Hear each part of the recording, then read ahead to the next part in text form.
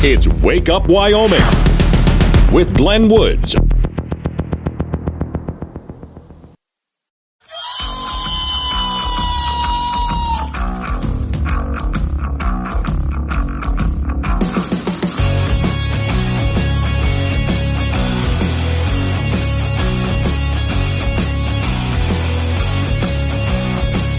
Six the time. It's Wake Up Wyoming. It is a Monday, which means you made it through the weekend, and, well, let the suckage begin. Today's show is sponsored by frog-flavored ice cream. Tastes like chicken, but it's frog. Yum? I guess. Warning, this show contains reference to guns, liberty, limited government, low taxation, the cult of climate change, free thinking, cigar smoking, short people, rubber chickens, Karen's bureaucracy, liberal buzzwords, tour runs, traffic, toilets, terrible jokes, and more.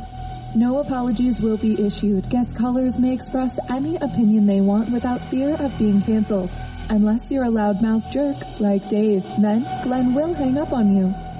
Strap in, hold on to your coffee, and feel free to participate. This disclaimer does not refer to every person named Dave. Just one particular Dave from San Francisco. We know a lot of Daves. They call this show all the time, and they're great people. So don't call this program and complain that we use your name. That would be a real Dave move, Dave. By the way, that opening that you're hearing, I was talking with Miss Mary about it. We get into the first of the year, and especially when Trump is inaugurated and all of that, then that's going to change. We're not going to run the same thing over and over again. That was last year's model, so expect some new stuff. Now, one thing I still have to do, and probably will until the first of the year, let's go ahead, and I'm just worried about her. We'll go ahead and check in on Liz Cheney. Liz, how you doing?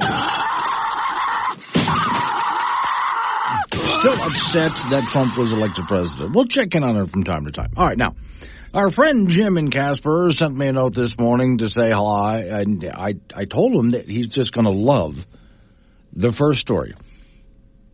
Do you remember, some of you I know didn't watch it, but the television show The Tiger King?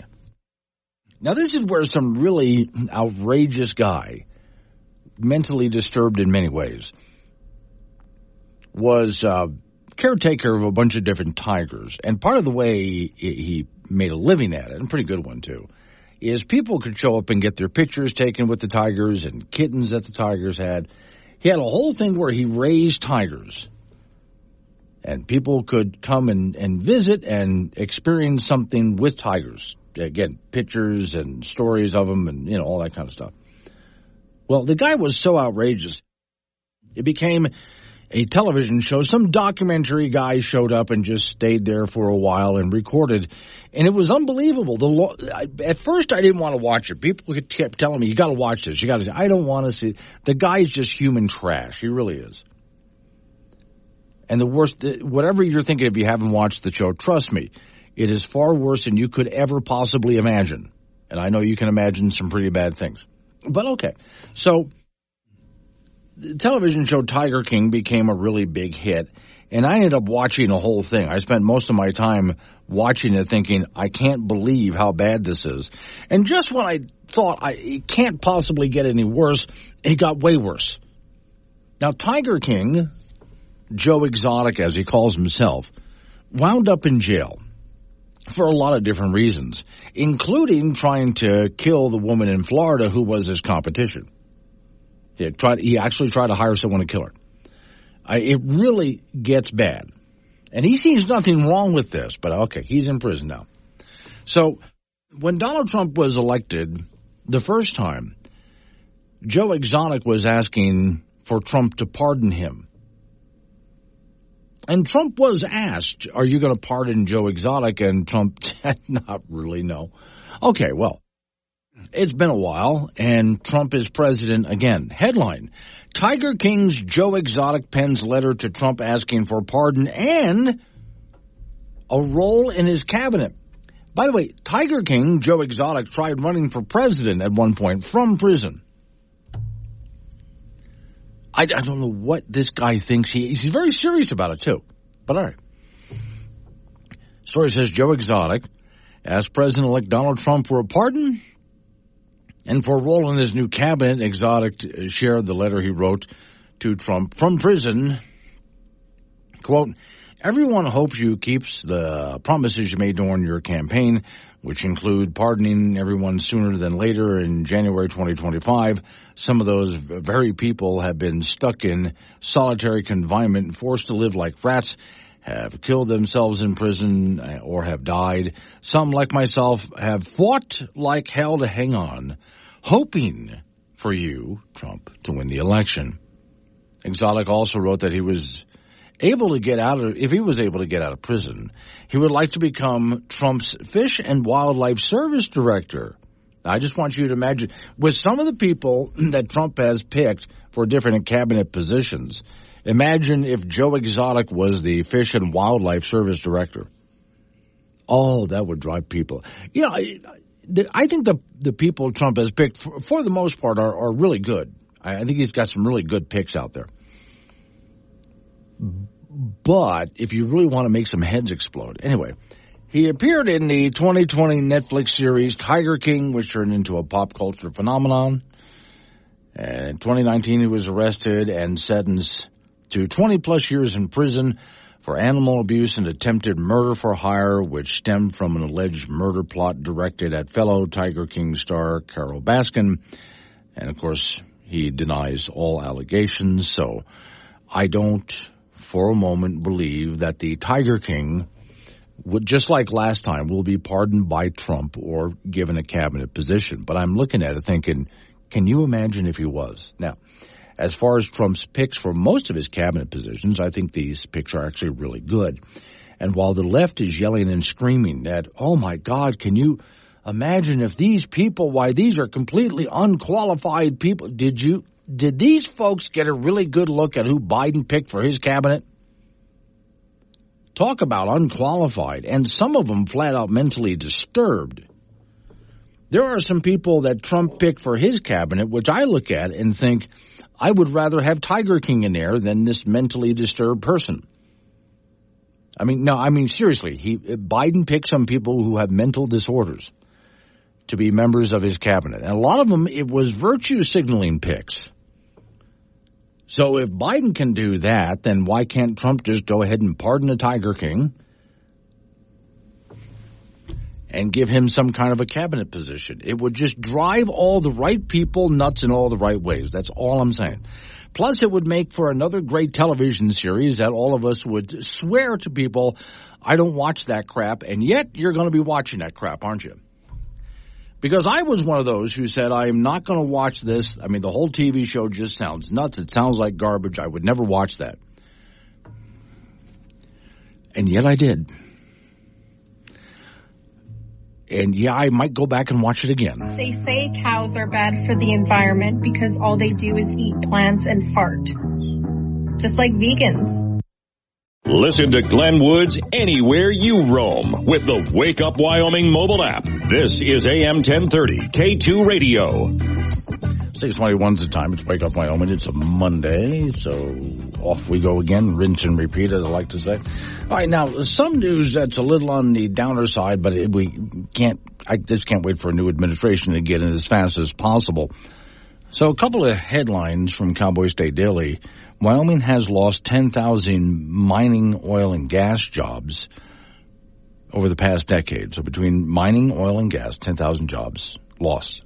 We used to be a lot busier than this. In fact, I do remember, of course, the COVID shutdown really did a lot to it, but I do remember a time when, Wyoming was a lot busier than this, and now we count how many rigs are out there, drilling, or how much coal that we're actually extracting every single year, and the number's gone down considerably. Now, President Biden went down way south.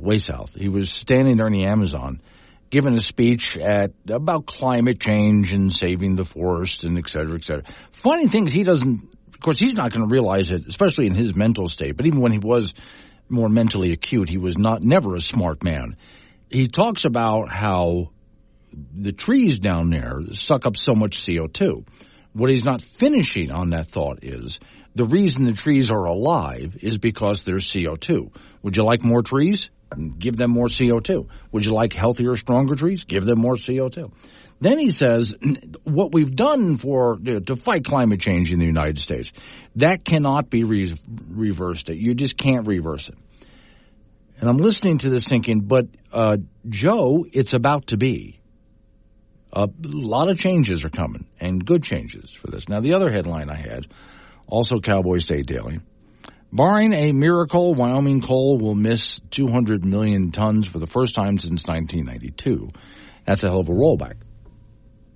But again, hopefully these things get changed with a new Biden administration, especially with a new head of the EPA and a new head of the BLM coming in.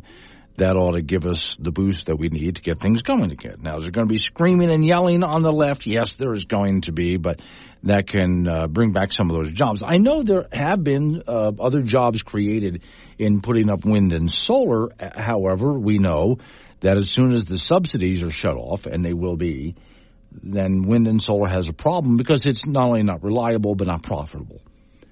And so it ends up going out of business. That's okay. A lot of those people, because Biden talked about an energy transition, and the energy transition was artificial, enforced by government, which means it's not going to work. So we transition back to what the free market wants to do. Now, on that note, there's a story that I was told about over the weekend and came across on my own accidentally. Eco-activists sued the federal government to stop activity that they didn't like. But it didn't go well for them in a federal appeals court. A federal appeals court has ruled that we never meant for the bureaucracy. That's just, you've heard me complain about this. Bureaucrats just writing rules and regulations that continue to clamp down on oil and gas and coal production. Well, it turns out they've never had that authority, according to the courts. All of these, whether you're talking EPA or BLM or name your other government agency, these government agencies have been acting way outside their constitutional abilities, way outside, according to the court. Now, that's going to be a big problem because while this decision involves one particular case, it resonates to things that have been done for decades. The story says President Nixon signed NEPA into law in the 1970s and EPA, and it stood as a linchpin for an environmental regulatory regime ever since. The ruling essentially signals to CEOs that rulemaking authority in the agency has been relying for almost 50 years on an authority that does not exist. According to the Yale Journal on Regulations, through the three-judge panel issued the ruling, it was last week that they did, overruling. It could be overruled by the Supreme Court, they say, but the case quite definitely has called out fundamentally and to some unfortunate facts that the EPA in many respects is administratively unlawful and basically they gave themselves the power of a juggernaut with power even over Congress in some cases. And the court is saying you can't do that. So what this could mean is, if this judgment stands, because again, it's an appeals court, a three-judge appeals court. If this judgment were to stand, then about 50 years worth of regulation written by the EPA and other government agencies could just be thrown out. Sorry, you never had the authority to do that. Now, that's going to get really interesting. So between Donald Trump putting in heads of different agencies like the EPA and Trump himself with executive orders which he can sign over these agencies, because in many cases the executive orders that were written were also written because a president ordered them to do so. Obama did. Biden did. And other presidents, even George W. Bush writing some executive orders he wasn't allowed to write. So between Trump backing off on these things and also people he's hired to back off on these things, and now courts saying, and a lot of the rules and regulations written were never allowed to be written because, again, we have agencies that are way exceeding their authority.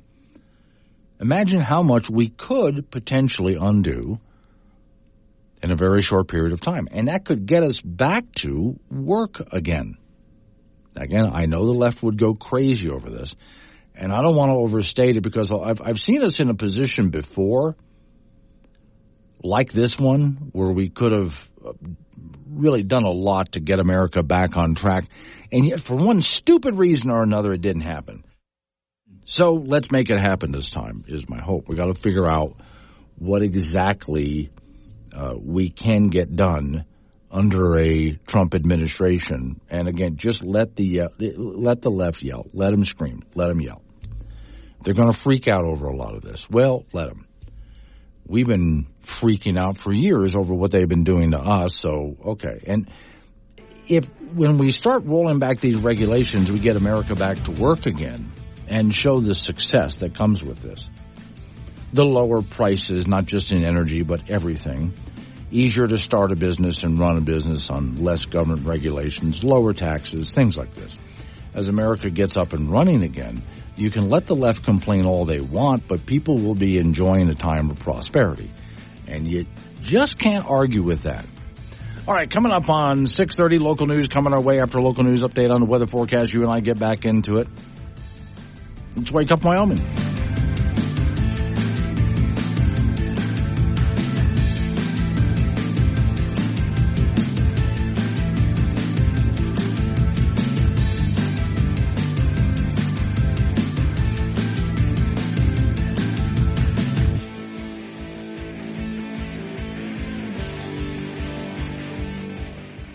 Wednesday. Want to talk to Glenn? Call 888-97-WOODS or chat him on the Wake Up Wyoming mobile app. This is AM 1030 K2 Radio.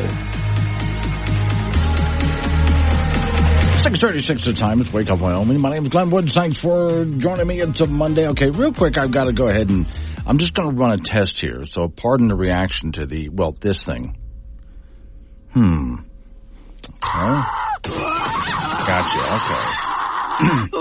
No, I was just, okay, I'll shut it off. I know it's annoying. I was playing around with something here, and I go, why am I not hearing something? Okay, there's a button now to play. All right, it's all fixed now. Now, for quite a while, I was making episodes of something that I called Social Justice Warrior. I love creating bits. I love writing bits here in the studio and creating them, and then I voice them. So with Social Justice Warrior, I'm the voice of the announcer. I'm also the voice of the Social Justice Warrior, which is a superhero, or he wants to be anyway.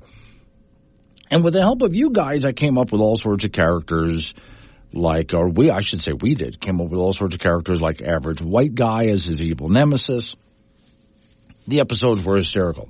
But at some point, I just kind of ran out of some ideas and some momentum. So I thought I'll put it on the back burner for a while. And at some point, I can always revitalize the character.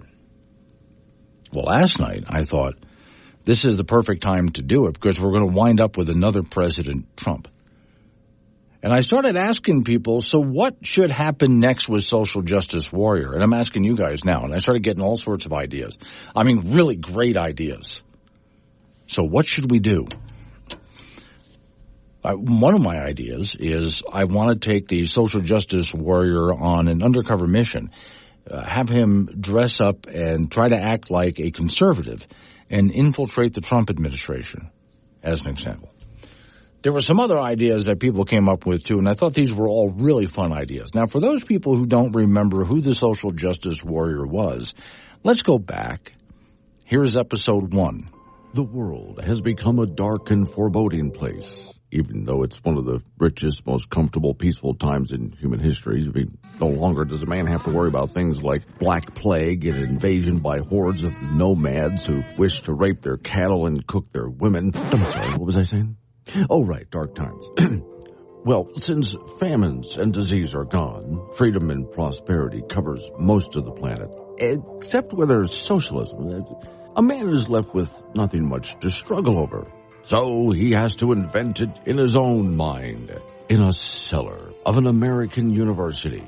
A 21-year-old snowflake with a degree in societal studies and theater is drawing with a crayon on a coloring book. Oh, that's it. No longer will I hide down here. The world needs to be saved. Victims of the oppressed need to be unoppressed or something. I'll need a costume and a name. Social Justice Man. No, that might alienate those who don't gender identify as men and those who are oppressed by men or triggered by them. I'll have to come up with a non-binary, gender-neutral name. And my costume shall have a cape. No, Superman had a cape and he was a white guy from Kansas, so no. I'll need to hide my white privilege behind my mask. But no cultural appropriation and no leather. Do that, chafes. Only organic materials. Oh, this is a lot to remember. Where's my crayons? Thus, we witness the birth of Earth's newest hero. Where's Stanley when you need him? Oh, right. Man's dead. Anyway, join us on the continuing adventures of whatever his non-binary, gender, non-specific name is going to be. Okay, that was episode 1, and it just got weird after that. And so I would say you guys helped me write a lot of Social Justice Warrior episodes. And I think, let me see, how many did we have in all? I think we had 7, 8, 9, 10, 11, 12, 13 episodes in all. Okay. Which was quite a bit to write and play over a period of time. We had a lot of fun with it. All right. So now, what happens next to Social Justice Warrior now that Trump has been elected? Now, the one that I did think of is, yes, he tries to infiltrate the Trump administration dressed as a conservative, which means he's got to figure out how to act as a conservative, which, as you could hear by the kind of voice he has and the way he dresses, and I'll probably have to play this morning the episode when he puts his costume together, rainbows and all of that. It's just not going to work out because he doesn't understand conservatives, so he doesn't know how to act like one. So I've got a hold of several of the people who played other characters like, Paul, who's down in Cheyenne, Fire Pit Paul, who played average white guy, the evil nemesis. And then, of course, his roommate, and by roommate, I mean Social Justice Warrior, lives in his mother's cellar. And he's like a year behind on the rent by now. Can't seem to find a job. Can't understand why. So, way out in Sioux Falls, South Dakota, the Dan has been helping us with the voice of the roommate. So put it all together and get some more episodes running now that there's something new to write about. 6:42 is the time. Don Day's extended weather forecast. Got something to say to Glenn? Use the chat on the Wake Up Wyoming mobile app and get your opinions straight to the studio with K2 Radio. 6:48 is the time. It's Wake Up Wyoming. Off we go to the icebox where Frank Gambino is waiting by, because before we get anything going, Frank, we have to do a postmortem and an autopsy on UW. Yes, they are bad. Okay. They are bad. They are just plain bad. Okay. And they play Boise State this week. Mm-hmm. And there's a 99.9% chance the Cowboys will lose that game. Right. They're bad. How many? They've only won, two games so Two. far. Okay. They've got issues just at every level. All right. Every single level. The coach, I didn't read it, but I heard the coach wrote a letter to the fans. I didn't read that yet. Okay. All right. That'd be interesting to know. You know what? If the Jay Sawvell worked for like a Power 4 school, like a big-time college football program, he'd be gone. Okay. He would be gone. But he works at Wyoming, which is they operate with different resources. It's like the University of Texas would say, you know what, this guy's got to go, so we're going to pass the hat around to all the boosters and buy out and pay his buyout, which could be $5, $6, $7 million. They'd raise the money in an hour. Yeah. Wyoming doesn't have those resources. Okay. They just don't. So they operate in a different world, but they've got to figure it out. Okay. So one way or the other, they got to figure it out, because now the Cowboys are irrelevant, and you don't make any money when you're irrelevant. Right. And now this means also they're irrelevant for the rest of the season. There's no rescuing this. Not this year. No, we're done. They've got to get better players. Mm-hmm. They got to be coached better. They need a different attitude. Mm-hmm. Okay. That's why I opened this up by saying, let's do the autopsy and the postmortem. Right off the bat, just get this right off the bat over here. But I would say, though, that it would have to start. Now, you tell me, because I'm not the sports guy. But with the head coach you were just talking about, buck stops there. Even above him. Yeah, okay. Even above him. Because if I were the president of UW and I thought we got to do something here, I would right away take a look at, okay, I'm going to start from the top, the pinnacle, and let's work our way down to see how we go ahead and fix this. Because, whoever you put in charge is the guy who lined up the players and the strategy, all of it. Yeah, I would imagine that the president of the university's gotten more than a few phone calls. The athletic director's probably gotten more than a few phone calls. Okay. They're like, okay. College football from Friday night. The Wyoming Cowboys did lose to Colorado State in the border war in Fort Collins and lost the Bronze Boot 24-10. Loss dropped them to a brutal 2-8 on the year, while CSU was 7-3. Redshirt freshman quarterback Caden Anderson played like a redshirt freshman quarterback with a woeful effort of 13 of 30 for 120 yards. Meanwhile, Colorado State was having a field day running the football for 248 yards. This was back-to-back games where the Cowboy opponents have run the ball down the Cowboys' throats, and this points to some serious issues on the defensive line. And injuries are part of that deal, too. Wyoming came out flat in the game. How do you do that in a rivalry game? And it seems like they didn't play with very much emotion. And Cowboy tough does not apply to this group this season. And some Cowboy fans deep into cancel culture, calling for the head coach to be fired, the athletic director to be fired, and it goes on and on and on and on and on. Here's the reality. The university may not be able to fire the coaching staff and pay their buyouts and then hire a new coaching staff and pay them too. It's going to get worse for the Pokes. They'll host Boise State on Saturday night in Laramie. High school football, the state championship games were held in Laramie on Friday and Saturday, and 4A Sheridan won the 4A title for the fourth year in a row. They beat Cheyenne East 21-0. Star Valley won the 3A state championship for the third year in a row, down in Cody 20-7. Bighorn has won 2 out of 3 titles in 2A, drilling Cokeville 42-12. Pine Bluffs won the 1A 9-man championship in a good game over Lingo Fort Laramie 28-22. And Little Snake River from Baggs beat Burlington 87-50 to win the 1A 6-man crown. National Football League, the Denver Broncos pounded Atlanta yesterday 38-6 as quarterback Bo Nix had a terrific day. 28 of 33 for 307 yards and 4 touchdown passes. Both teams are 6-5, and it's a momentum boost for the Broncos. They'll be in Las Vegas this Sunday.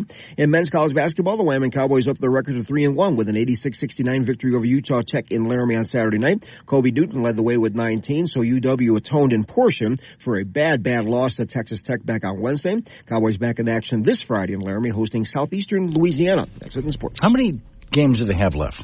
Who? Cowboys? Yeah. 2. Okay. Boise State and Washington State. Yeah, okay, then we're done. We don't have to be miserable. We don't have to act like we're Colorado anymore, which gets used to losing everything, I guess. Well, they're playing better than Wyoming is, and it's not even close. No, I'm talking about the entire state of Colorado with all other major league teams. I mean, there's a couple of things down there that win. CSU is winning. Yes. University of Colorado is winning on the college level.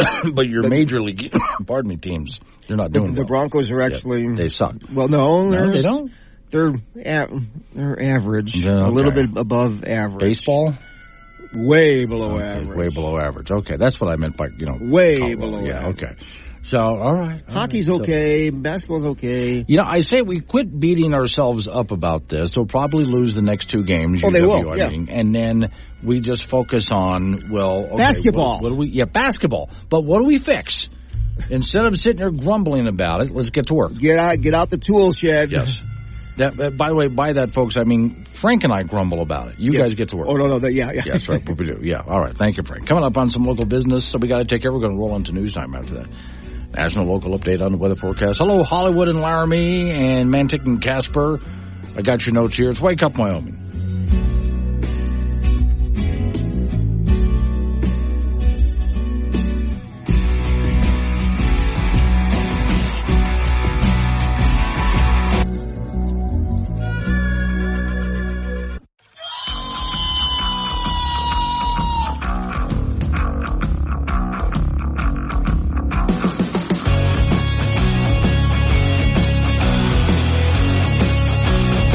7:06 the time. It's Wake Up Wyoming. It is a Monday. So rinse and repeat. Today's show is sponsored by Junebug Berry Muffins. Are they berries?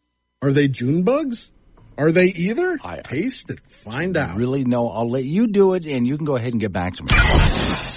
Warning, this show contains reference to guns, liberty, limited government, low taxation, the cult of climate change, free thinking, cigar smoking, short people, rubber chickens, Karen's bureaucracy, liberal buzzwords, tour runs, traffic, toilets, terrible jokes, and more. No apologies will be issued. Guest callers may express any opinion they want without fear of being canceled. Unless you're a loudmouth jerk like Dave, then Glenn will hang up on you.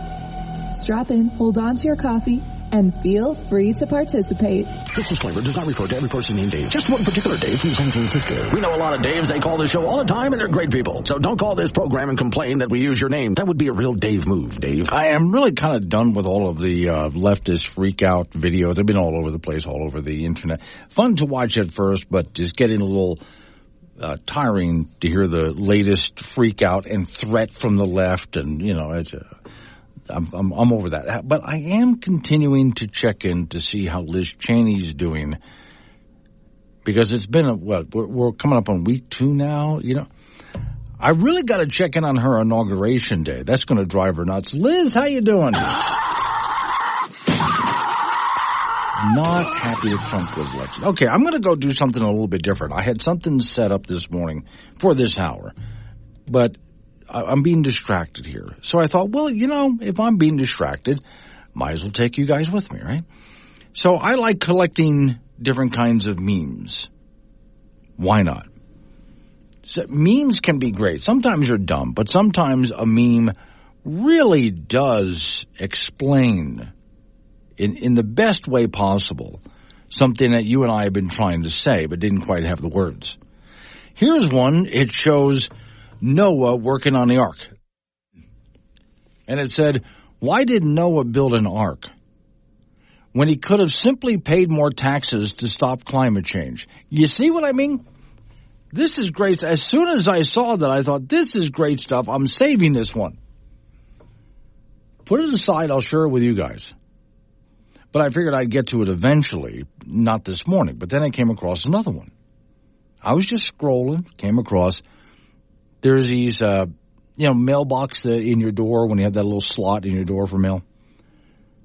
Yeah, some homes still have those. My sister in Florida still has those. She actually gets her mail that way. So this has one of those mail slots, and it's opened with these little fingers coming through and the eyes of some little child on the other side peeking through at the mailman. It reads, random act of kindness. Feed bacon slices to your vegan neighbor's toddler through the mail slot. So, yeah, why not? Not only will the kid grow up to be healthier, but the kid will just love you for it. And I would bet as that kid gets past the toddler stage and gets into being a teenager, they will still be at the mail slot waiting for you to show up with the next little slice of bacon for them. You see what I mean by I save these things. I expected to start this hour with a really important story to tell you about. But I'm putting the important news aside because this is good stuff. All right, now, and trust me, if you're secretly feeding the neighbor kid bacon, and his parents are vegan, the kid won't tell his parents because it's bacon and he'll enjoy it that much. I still love, there was a vegan couple, husband and wife, vegan couple, and they were on some British morning television show. And they were talking about how they've always fed their dog, since it was a puppy, vegan food. Because obviously their dog is a vegan, too, and they know this. So they always made this vegan food and fed it to their dog. So as they talked about a vegan pet, and how all pets should be vegans, even dogs, the two hosts of the show, man and a woman, decided, let's go ahead and do a test. And they put 2 bowls of food down. One of them was the vegan food they've been feeding to that dog all of its life. The other one was a big dish of just meat. And the vegan couple is saying, oh, we know what he's going to. He's going to eat the vegan. Dog didn't even, no, not even. The dog went right to the meat. Its nose led him right to the meat. And he devoured it. And they were shocked. Hint, your dog's not a vegan. Never was. This is what your dog has always wanted to eat and needed. All right, next one. in my little meme file for this morning. This is a bumper sticker that somebody put on their vehicle. You cannot tax people into poverty in order to change the weather. That really does say it all. This is what I mean by, just like bumper stickers sometimes say it all, sometimes a good meme says it all. This is both in one. This goes back to the first one. Let me go back to the first one here. It shows Noah building the ark. Why did Noah build an ark when he could have simply paid more taxes to fight climate change? The next one, you cannot tax people into poverty to change the weather. We could sit here all day long and argue about it, but that just says it, doesn't. Now, there are some vegan activists out there, as long as I'm picking on vegans, and they go up to things like bacon or any kind of meat in the grocery store, and they put stickers on it.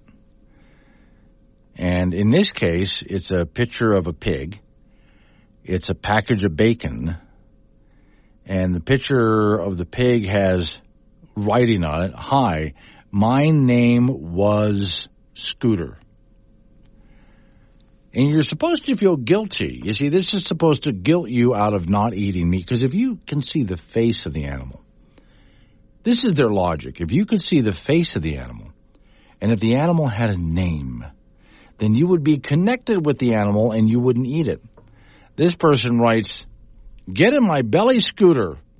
I love these new vegan stickers, and I will collect them all." And I never thought of it like that before. I've never seen vegan stickers like that where I go shopping. I don't see them anywhere. However, if I ever did, I like the idea of collect them all.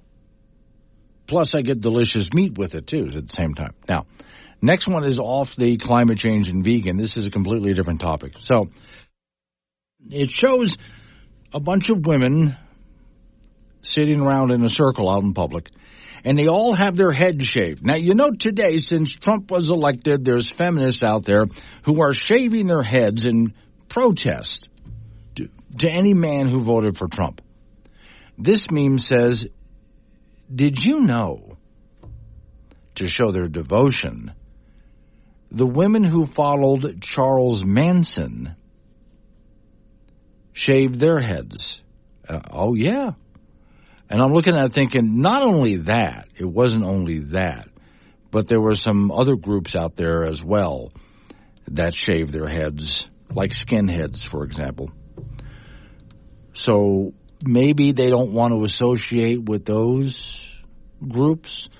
So you women, I mean, that's what if you find a woman who shaved her head because she's protesting Donald Trump, don't think of her that way. Just ask her, why is she a follower of Charles Manson? And let's see what her reaction is. The brain names itself, and as a kid you're watching your parents grow up too.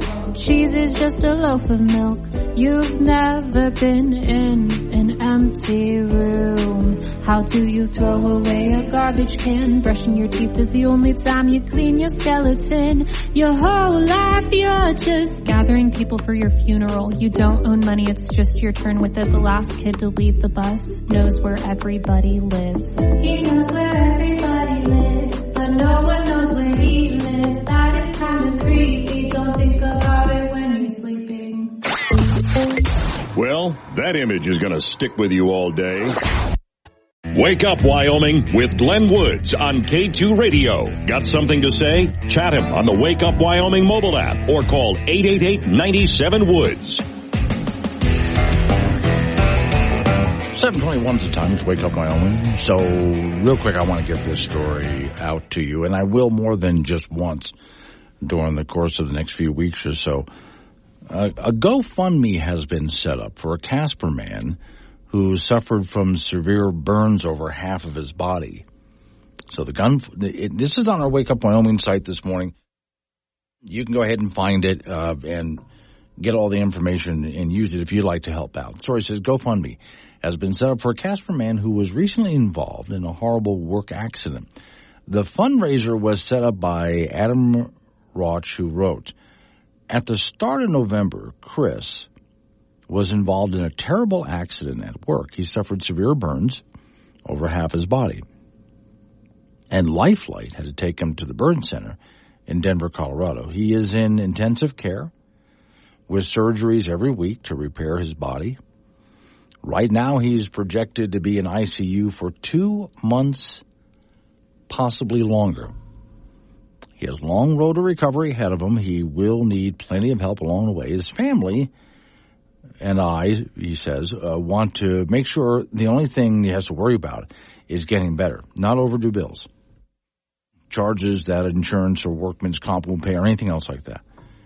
We want him to come back to life and a life without dread. So anyone, he says, that knows Chris, he's an amazing person, always willing to help out a friend and give you a laugh. He is always there for people he loves and puts others before himself every time. His energy is infectious. Anyone around him knows it. He is the first person to congratulate you on good news and always there to console you in rough times. All we ask is that if you know him or heard of him, have any great memory, please, if you can, share it. He would also ask anyone to help unless, he wouldn't ask anyone else to help. But he's got no other choice. He needs the financial help.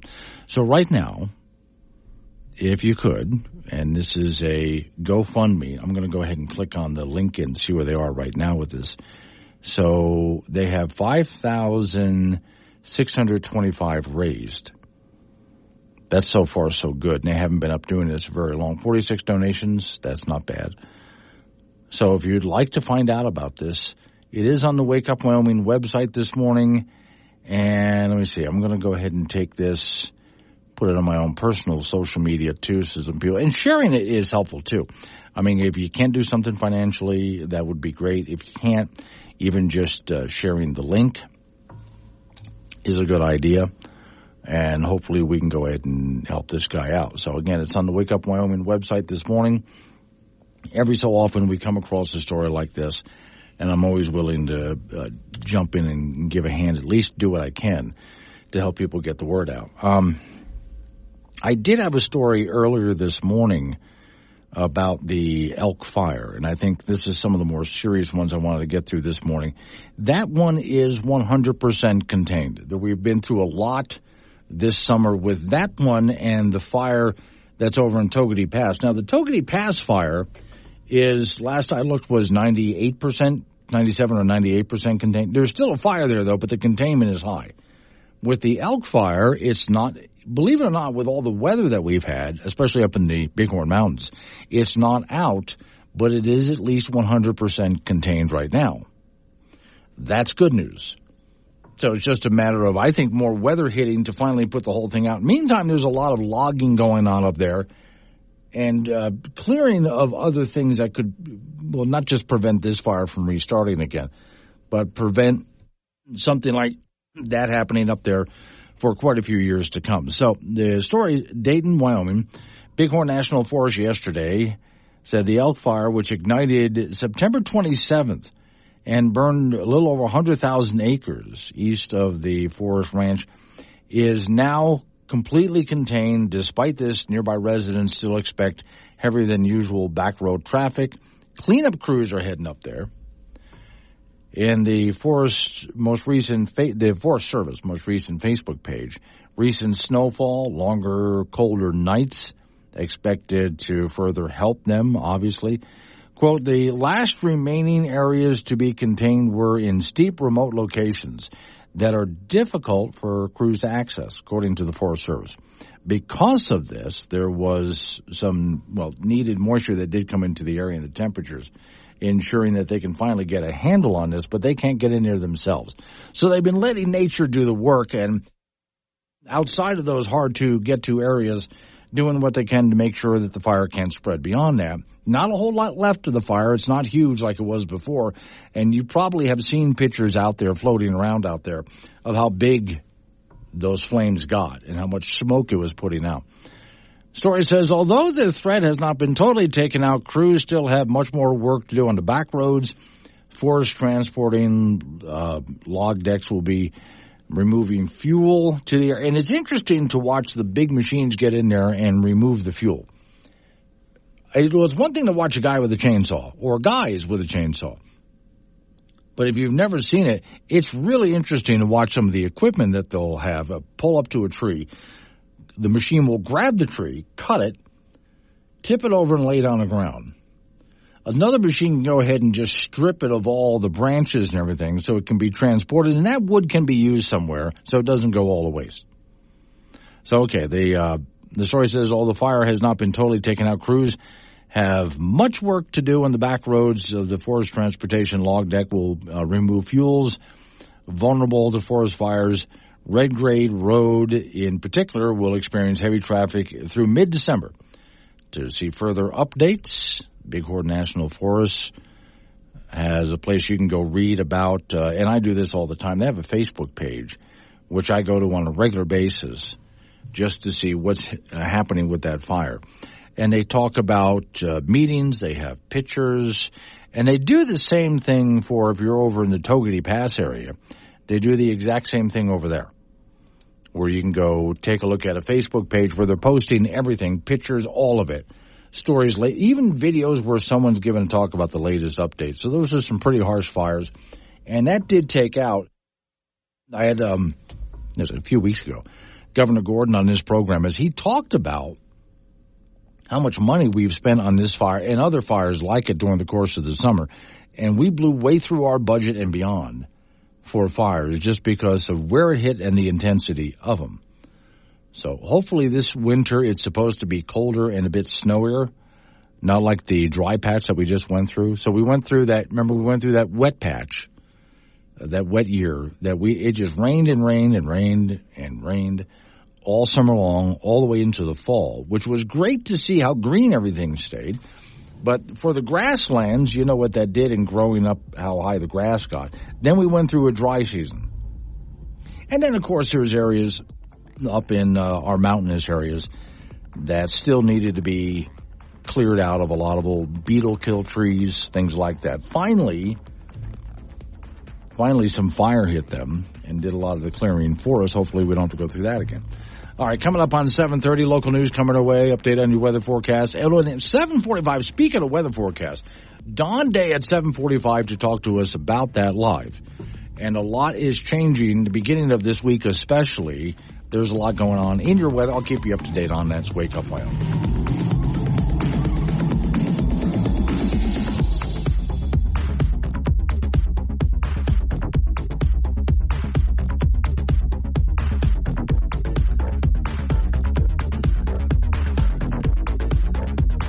You asked for an expert. We didn't have the budget for that. Wake Up Wyoming with Glenn Woods. Weekdays 6 to 10 a.m. and 24/7 on the Wake Up Wyoming app. Wake Up Wyoming, it is a Monday, so rinse and repeat. My name's Glenn Woods. Thanks for joining me. The good news here, it made me think about something. Last week I was saying to you guys, every time I go to some charitable event somewhere, and I'm there for several reasons, including to help host it.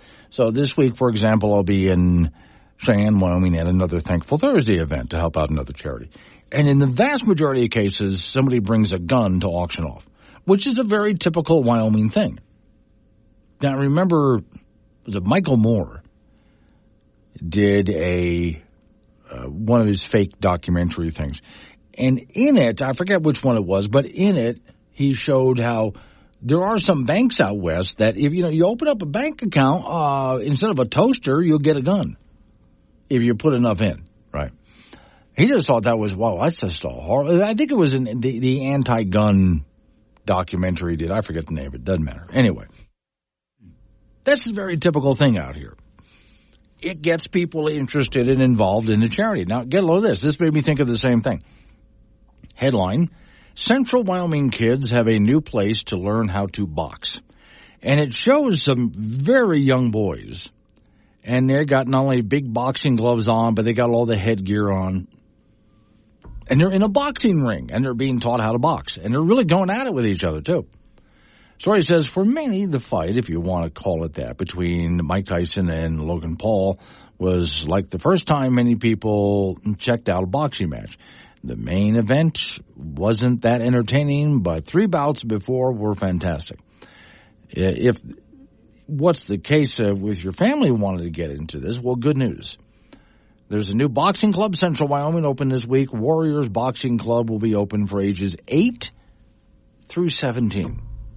And I'm looking at this thinking, wow, 8 through 17. All right.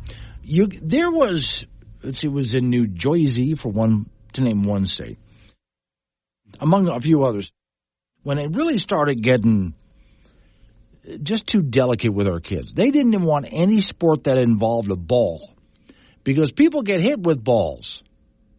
In fact, the game of dodgeball, in some cases, was, we don't play that anymore.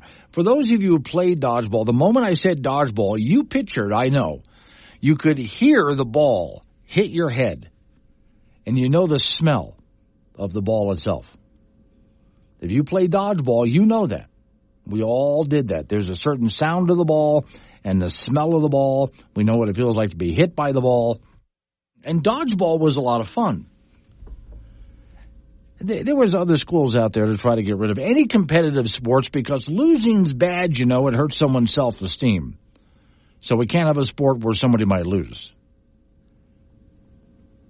Yet I'm glad to say in a state like Wyoming and some other states I know about there, they have martial arts still, they have boxing. So yeah, this place is, again, ages 8 through 17. And then it talks about the benefits. Let me see. Because there are some more woke states, if you will, more liberal states. You can't do that. Why, that's so horrible to teach a kid violence like that, and it can hurt their self-esteem. Here's what they say the benefits are. Physical fitness, certainly. Confidence. Even if they lose, they can build self-confidence. Self-defense. Social development. Okay, social development key, not just learning how to be a gracious winner, but learning how to be a gracious loser as well. Mental health. Boxing will give kids the mental toughness to overcome challenges. A lot of people don't see boxing as good mental health. Yes. So are the martial art classes as well. Really good for a kid's mental health to teach them how you just got knocked down. Get back up again. No crying. Get back up. Get in there. And if you lost the match, that's okay. What did you learn? And then healthy habits. Boxing is physical, creating a healthy environment for the maintaining skills to keep on boxing. So I'm reading this article, I'm thinking, this is a good thing that we have. I know Wyoming's not the only place in America that has either boxing or martial arts or something like this.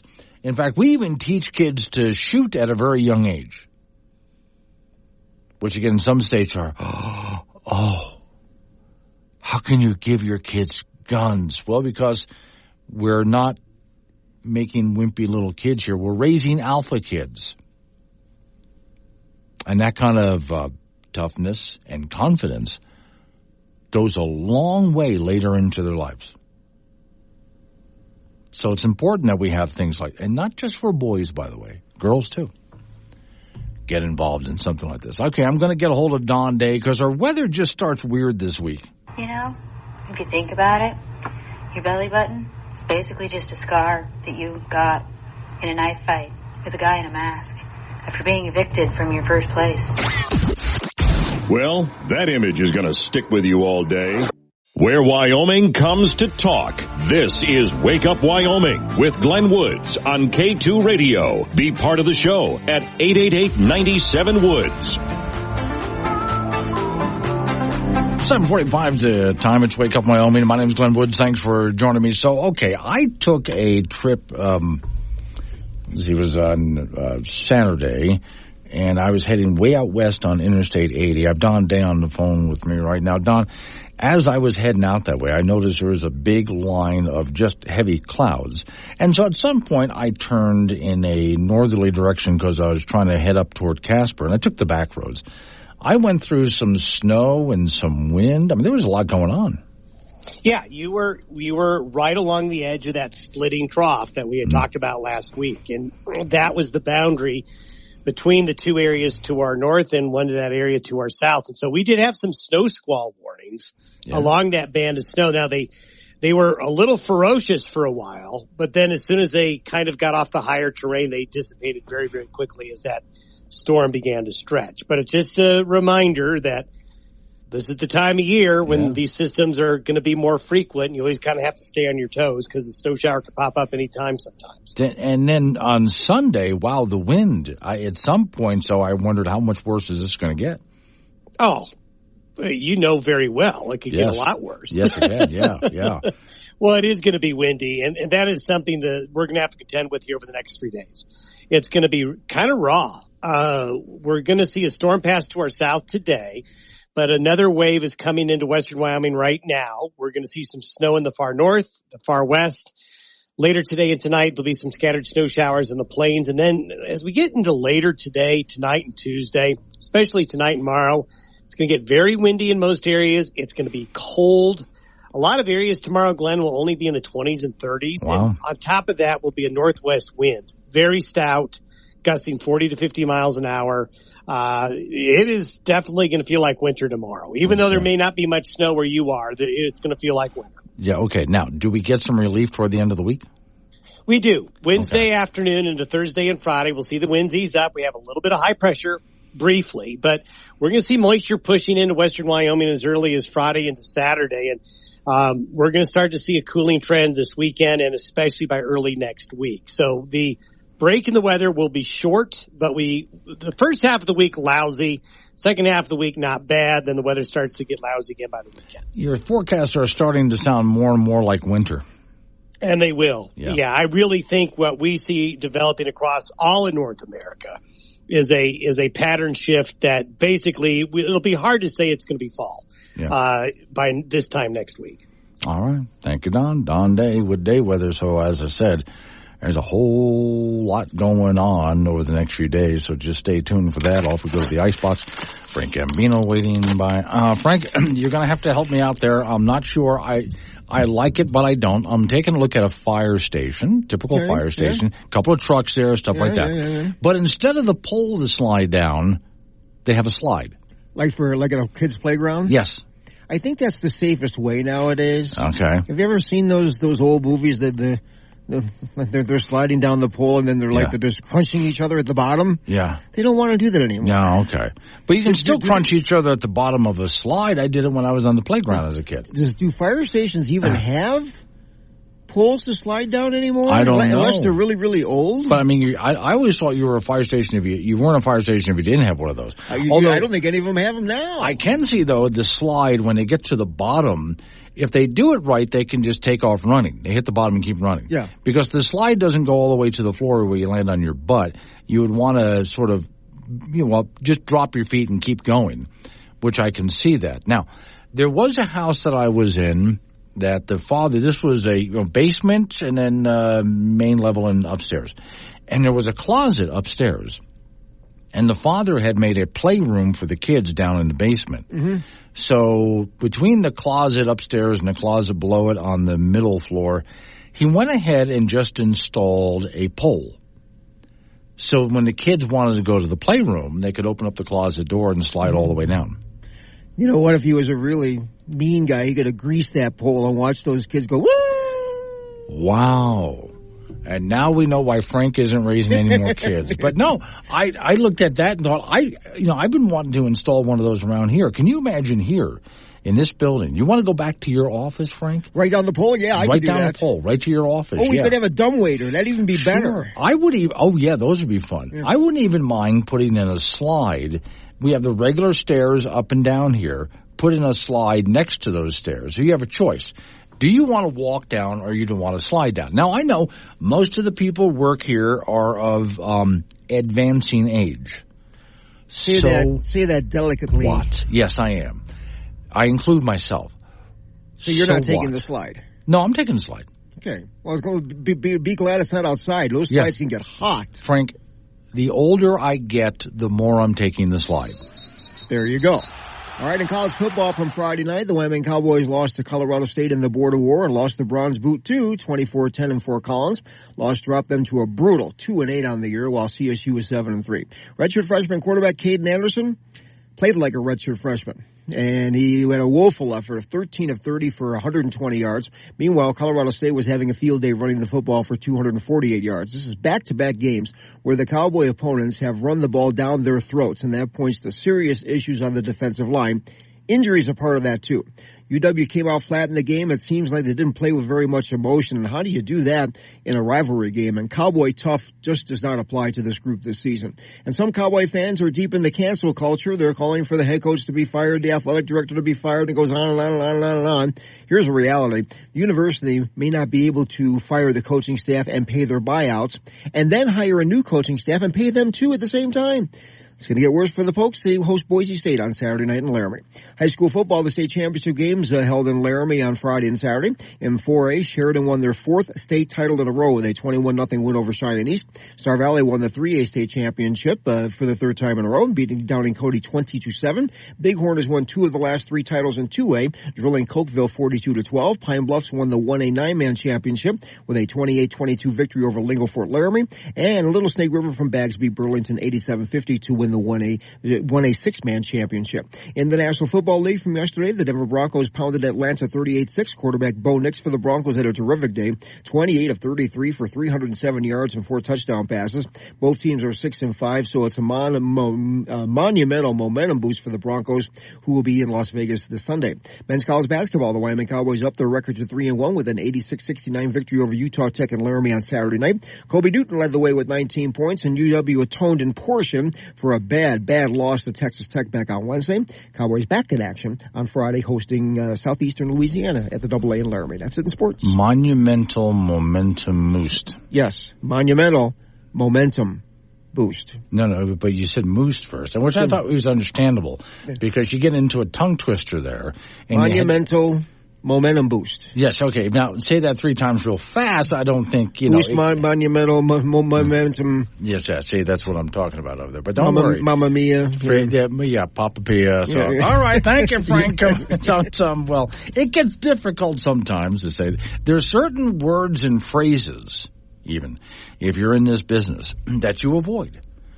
Because despite all the work, despite all the practice, it can get very difficult sometimes to even as a professional, to do some of the tongue twisters out there. So the best answer is just, don't. Okay, next hour of the program, Miss Mary is out today. I'm not doing open phones. Instead, I have an idea to bring back our social justice warrior now that Trump has been elected. And I'm looking for your help on this. So for those who don't know who the social justice warrior is, he's like a superhero, kind of, that we invented for this program. So I'll remind you who he is, and for those people who don't know, I'll get you up to speed on it. And then what help I need to create new episodes now that Trump is going to be our president. It's Wake Up Wyoming.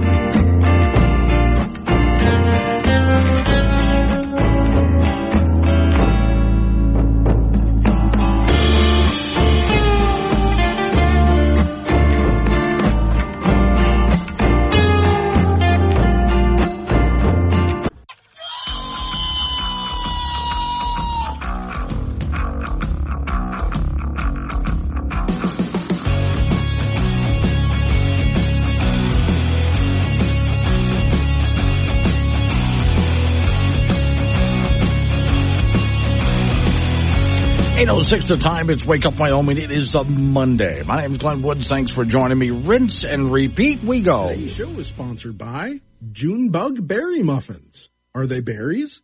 Are they June bugs? Are they either? Taste it. Find out. I'll let him go ahead and taste it. Just get back with me on that. Okay, no open phones today. Miss Mary is out. It's just you and me. But hang on.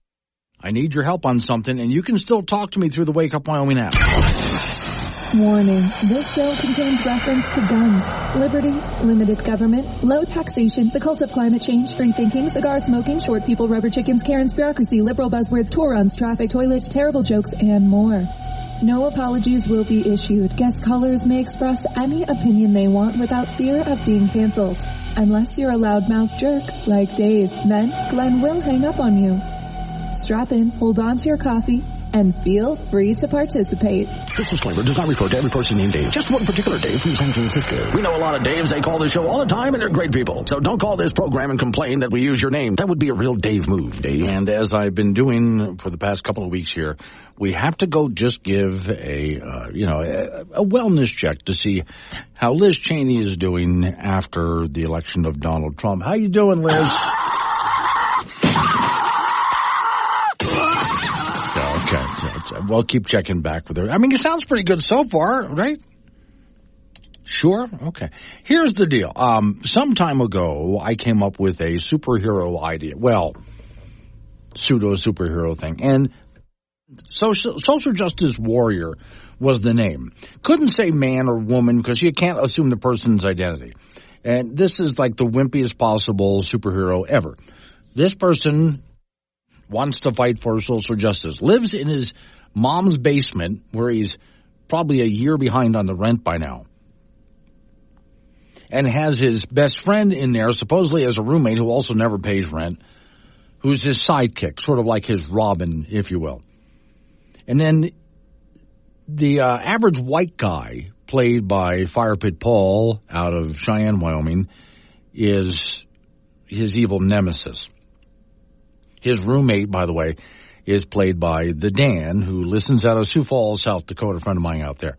I do the voice of the announcer and social justice warrior. And we have all these adventures that we had him on, and you guys were helping me write the next episode. Well, I got to a point where I just sort of ran out of ideas for episodes, which is okay. I thought something else is going to happen. We're going to have to call this guy back. Last night it suddenly struck me, well, duh, Trump was just elected. So we can bring social justice warrior back. And so I'm looking for ideas. Now, I have a few. I'm writing them down. Got no phones today, but you can go ahead and help me just by texting me off the Wake Up Wyoming app. Just hit the chat option on the Wake Up Wyoming app and send me a text. Now, for those who are unfamiliar with social justice warrior, here is episode 2. Who will fight for social justice? Who will fight for the underdog? That is problems they don't even know that they have and really wouldn't give a rip once they found out because they don't really think there's problems in the first place. And if they did think they were problems, who would really care? Sorry. And social justice man. I'm sorry again. His name was rejected because it was gender specific. Anyway, back at his lair, which is really his parents' cellar, where he lives at 21 years old. He's trying to come up with a name and a costume. LGBTQ. Liberal guy beating tyranny. What's the Q? Guy. Isn't that gender specific again? And what was that last word?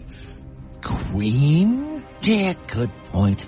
Even that last one is appropriation at the very least. How are you coming on your costume? I've decided against spandex. I just don't have the butt for it. Good call on that last but one. It should be rainbow colors. Oh, yeah. You'll really stand out. And I'm sure I'll find a fight wearing those colors. That is true. Everyone is going to want to kick your little flat butt. How did Batman do it? His costume was meant to strike fear. This won't? I've been sewing all day. At the very least, they'll die laughing. Oh, this is harder than I thought. Maybe you're just not used to working for something. I'll need a utility belt with special weapons. I thought you were against violence. Oh, it's okay to punch a Nazi. You know, Nazis punch back. They do? Maybe you just better play it safe. Start an internet campaign or something. Will our new social justice hero come up with a decent costume? Will he come up with an intimidating name? Will he get anything done before his father starts yelling at him to get out and get a stinking job? Join us next week for the continuing adventures of Snowflake Guy. Gender specific. Yeah, well, you let me know when you find something better, huh, pal? Okay, so you can see how the episodes evolve here. And I will play an episode this morning where we have average white guy and so. So, Rebecca, morning, Rebecca. She's from Burns. She says social justice warrior is evicted from his mom's basement and winds up living on the streets of Denver, competing with all the illegals for food, shelter, when his long-lost cousin, oh, wow, wait a second now. I didn't get to all of this. He has a long-lost. She's really thinking this out. Again, where do I go now that Trump has been elected? When his long-lost cousin finds out he's on the street and invites him to rent the mother-in-law's house on his Wyoming ranchette, social justice warrior has all kinds of unpleasant Wyoming experiences. Aha. Okay. I had the idea of social justice warrior trying to dress and act like a conservative and infiltrate the Trump administration. But, of course, he completely gets everything wrong as to what the Trump administration would be like and what they're all about. He even tries things like, I mean, obviously there's going to be a Nazi salute, right? No? Why not? Well, that's what he was told. All right. So what do I do with the social justice warrior now that Trump has been elected? What is his next adventure? Ladies and gentlemen, let's go back to episode 3. We return you now to the thrilling adventures of... okay, we're not sure what his superhero name is yet, but he's going to fight for social justice and junk like that, so...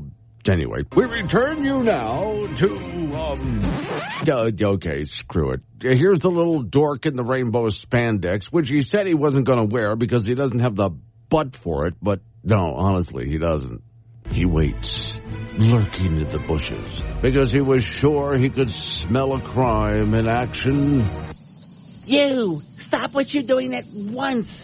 Do you mean to destroy the planet? I was wondering if you were going to hide in the bushes all day. Figured you just wanted a burger and were afraid to ask. You saw me over there? You're kind of hard to miss in those rainbow tights. Do your parents know you're running around like that? Parent? Sir, I am an adult. If you say so. Now put that spatula down. You're grilling an innocent animal and pumping CO2 into the air. I'm just grilling burgers. Besides, what are you doing? Are you hitting me? Is that supposed to be hitting? This is exhausting. You look pale. Have a seat. Here, drink this. What is this? Sweet tea. Isn't that what Southerners drink? Sure. You thought you could trick me into racism, did you? Oh, for the love of... Well, maybe he wasn't so successful with his first mission, but Social Justice Man will not be deterred and will return next week to tackle another villain. Honestly, you don't have the butt for those tights. I ordered that Buns of Steel video from Amazon. I'm sure I can fill it out. So, okay, we have to drop the social justice man. That doesn't work. It ends up becoming social justice warrior. So I play the voice of the announcer, and I'm the voice of the social justice warrior. And that was Fire Pit Paul from Cheyenne, Wyoming. He played the average white guy voice. So now, what do we do with him next, now that Trump has been elected? Think about it. If I manage to make it through this week, I would like my straitjacket to be black leather and my helmet to sparkle. Thank you. And we're back. Sorry, we were busy tricking pescatarians into eating Rocky Mountain oysters. Wake Up Wyoming with Glenn Woods. 8:20 is the time. It's Wake Up Wyoming. Okay, so you guys are giving me some good ideas here, and I appreciate it. And this won't be the only day that I ask for ideas. And no, I'm not going to play every social justice warrior episode today, just a couple more for you. But here's the idea. I created a superhero, put that in quotes, social justice warrior. He wears spandex tights that he doesn't have the butt for. And his idea is to get out there and fight for social justice and, you know, things like that. The democratic way for the Democrat Party. So, our social justice warrior has been on hiatus for a while here. I wasn't doing anything with him. And you guys were helping me with every single episode. In that last episode, you were introduced to the character, his evil nemesis, which is average white guy. So now what does social justice warrior do now that Trump has been elected? Okay, so one idea, evicted and from his mom's cellar, basically, now is living on the streets of Denver with homeless people in gangs. And there's more to it than that. But then I also have tries to infiltrate the Trump administration by dressing up and acting like a conservative. Of course, he has no idea. He thinks he knows what conservatives are like. But when he gets in there, he has no idea. especially when he tries going around giving them the Hitler salute, and they don't know why he's doing that. All right, next one. Tries to leave America. Like a lot of liberals said, that's it, I'm leaving the country, and they haven't yet.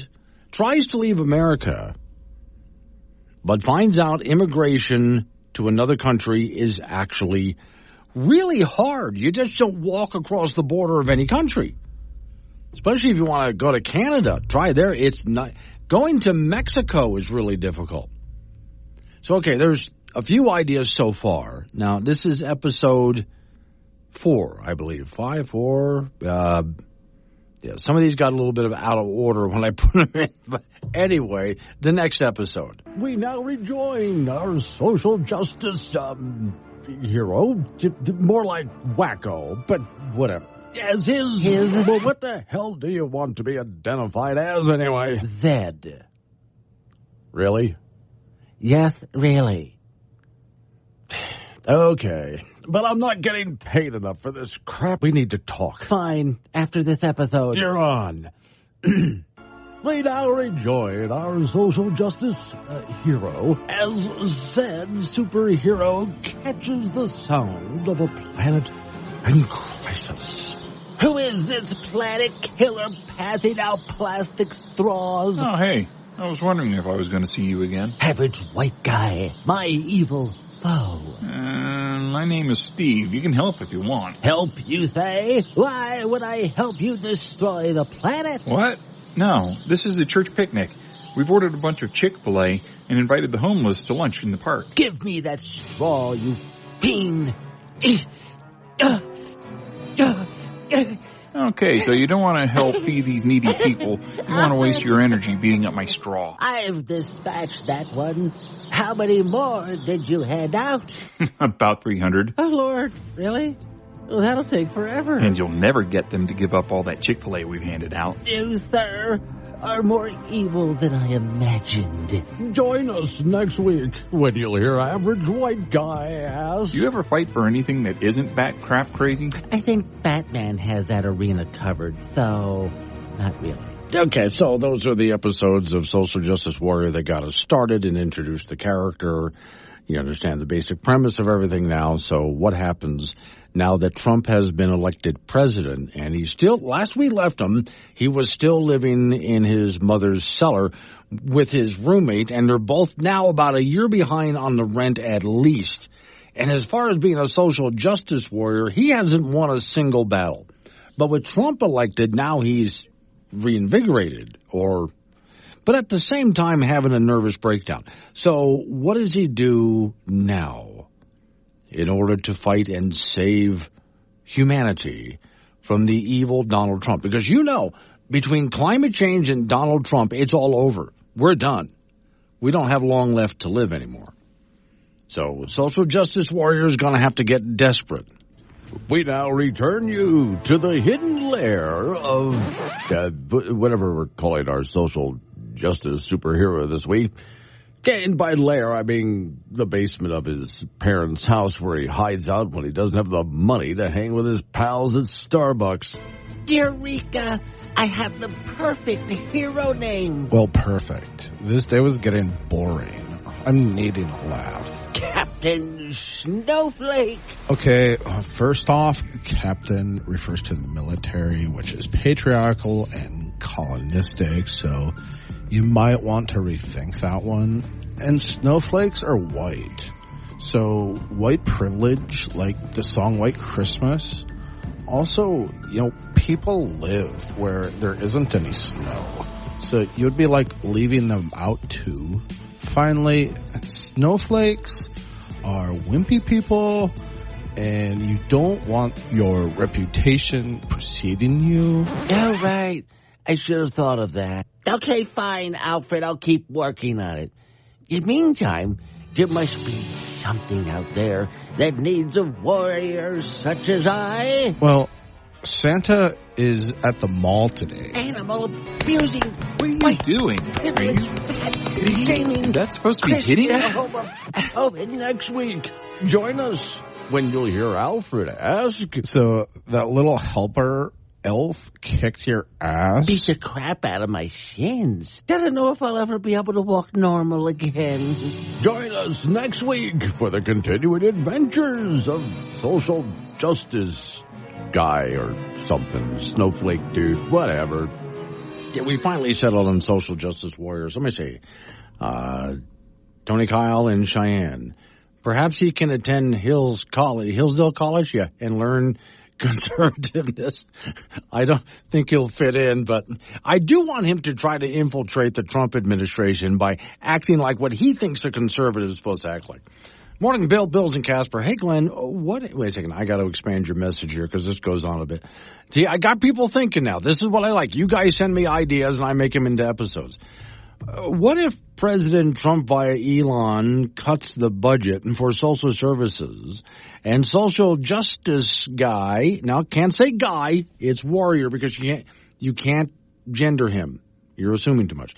Has to try and get a job at the local Starbucks, but isn't qualified because of the meat he's eaten in the past. Okay, I'm writing that one down. That's not a bad idea. Because no, if all sorts of social services were cut off, then our social justice warrior is going to have to actually get a job. And what the hell is he qualified for? I mean, not a damn thing. As I state, for those who missed when I played the first episode earlier, he's got degrees. Yes, he went to college, but his degrees aren't really worth anything in the real world. Go figure. So what is he going to do if he actually has to get out there in the real world? And this is one of the things he doesn't like more than anything about Trump being president. He might actually have to get out there and get a real job instead of mooching off of his mom and society. So we're working on it. Keep sending the ideas. Coming up on 8:30 local news, weather forecast. Let's Wake Up Wyoming.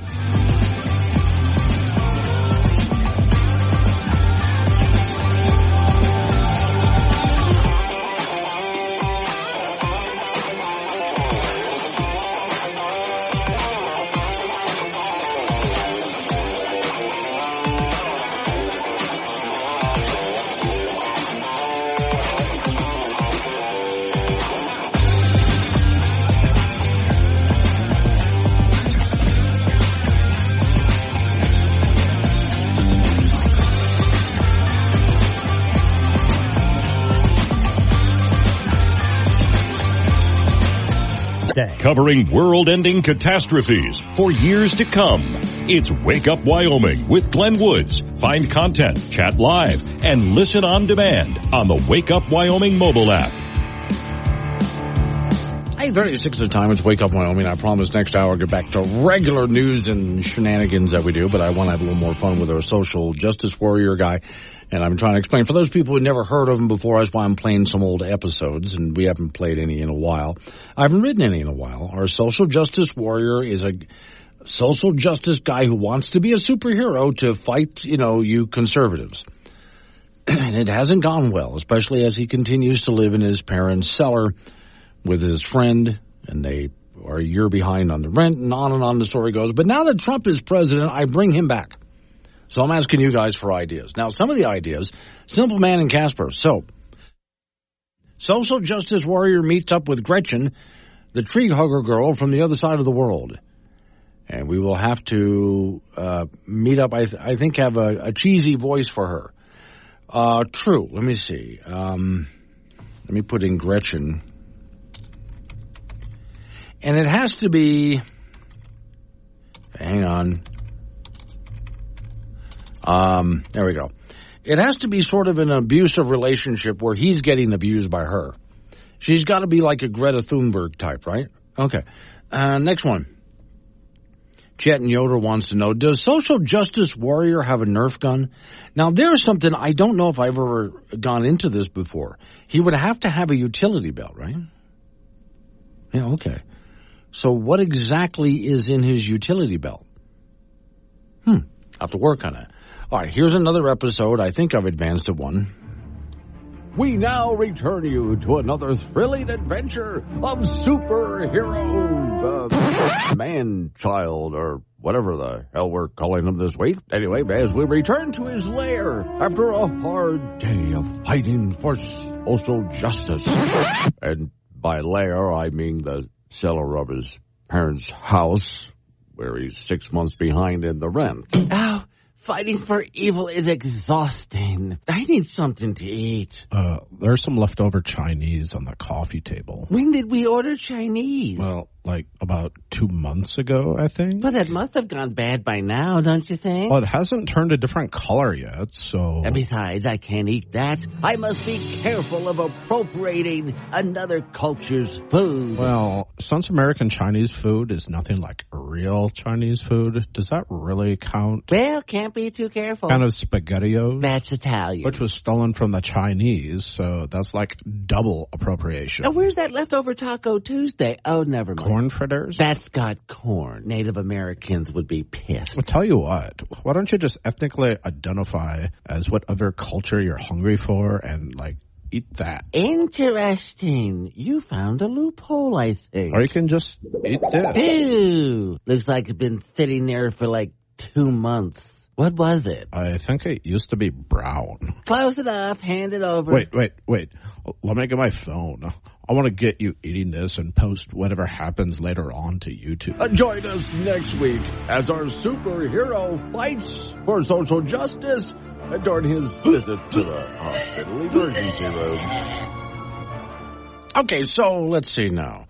Now that Trump is president, the ideas are he's evicted and living on the streets of Denver with homeless people and gangs, which might lead him to trying to escape to Wyoming, which would be even worse.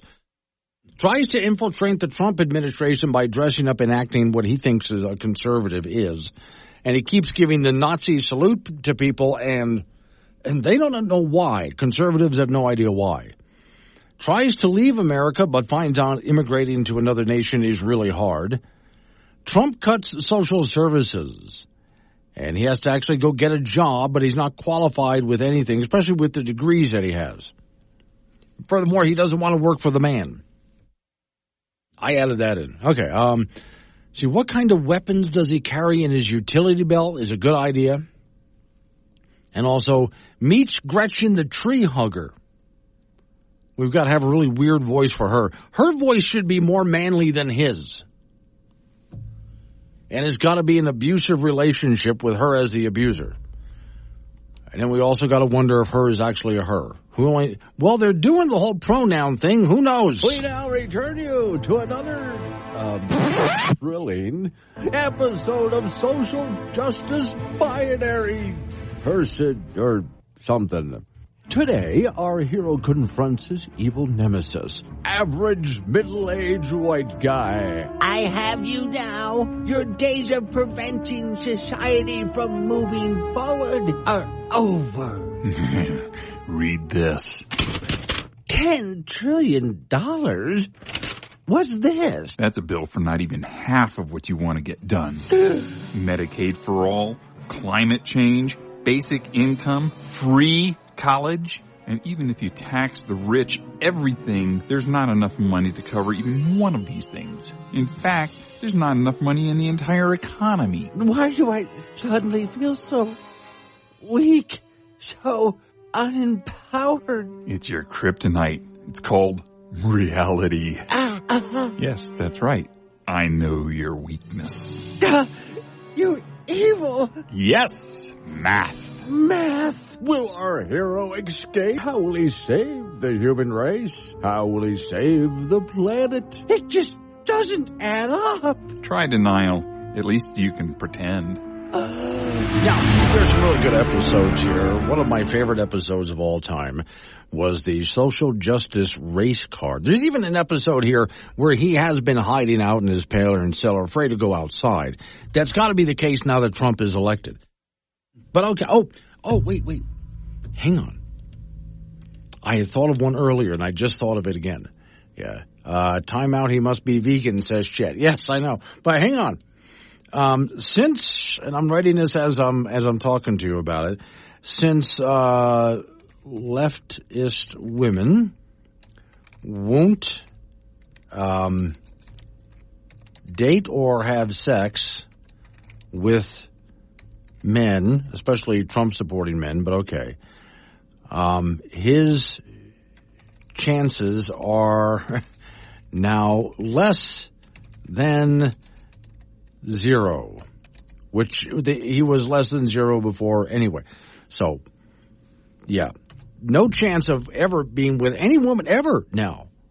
So what's he going to do? Anyway, one of my favorite episodes of all time was the race card episode. Most people wondered if he had given up on crime fighting, but he's back, ladies and gentlemen. Social justice warrior. Was he in training? Had some evil villain captured him and held him against his will? Or was he just hiding in his parents' basement because of COVID? Yeah, whatever. Now, the latest episode of Social Justice Warrior, as he goes after average white guy caught in another act of racism. Take off all those masks. I can't understand you. I can't breathe in these things. I've got you now, average white guy. Hey, where have you been? Go hiding in my apartment from COVID. You mean in your parents' basement? Well, yeah. But I see you wearing a Let's Go Brandon t-shirt. That's racist. I don't know how you're going to sell that. Sell it? I've already bought it. What's that? It's my race card. Looks kind of worn down. I use it every chance I get. You'd be surprised how useful it is. Well, I have a payment app here on my phone. Just swipe. Your card's been declined. That's not possible. It's unlimited. Apparently not.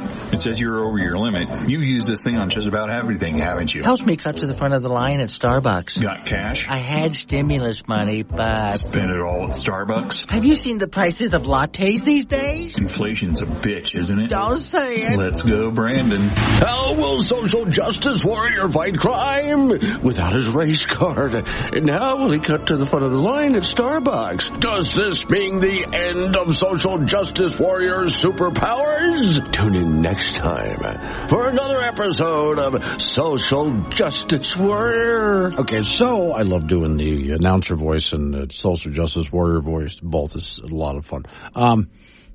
So just one final note, and we'll move on to other topics here, but it just only struck me as listening to that, every single liberal card that they toss out, you know, the race card, the Nazi card, you know, on and on it goes. They're now void under a Trump presidency. We don't have to do this stuff anymore. So,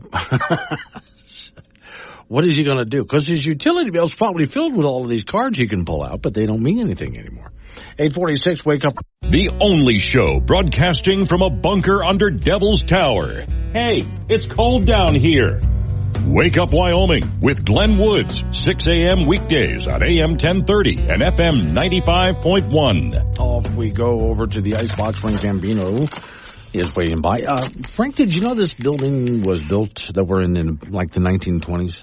I don't think it's the 20s, is it? It used to be a law office. I know that. Oh, yeah, I knew it was law offices. Yeah, it's a really old building. But, okay, so because of that, and there's a story, I don't know if it's true or not, that one of those lawyers committed suicide in their office. Yeah, right downstairs, okay. Yeah. So, some people that I know, some friends of mine here in town, they're the ones who have that Ghostbuster mobile that drives around. Yeah. Okay, but they also do ghost hunting.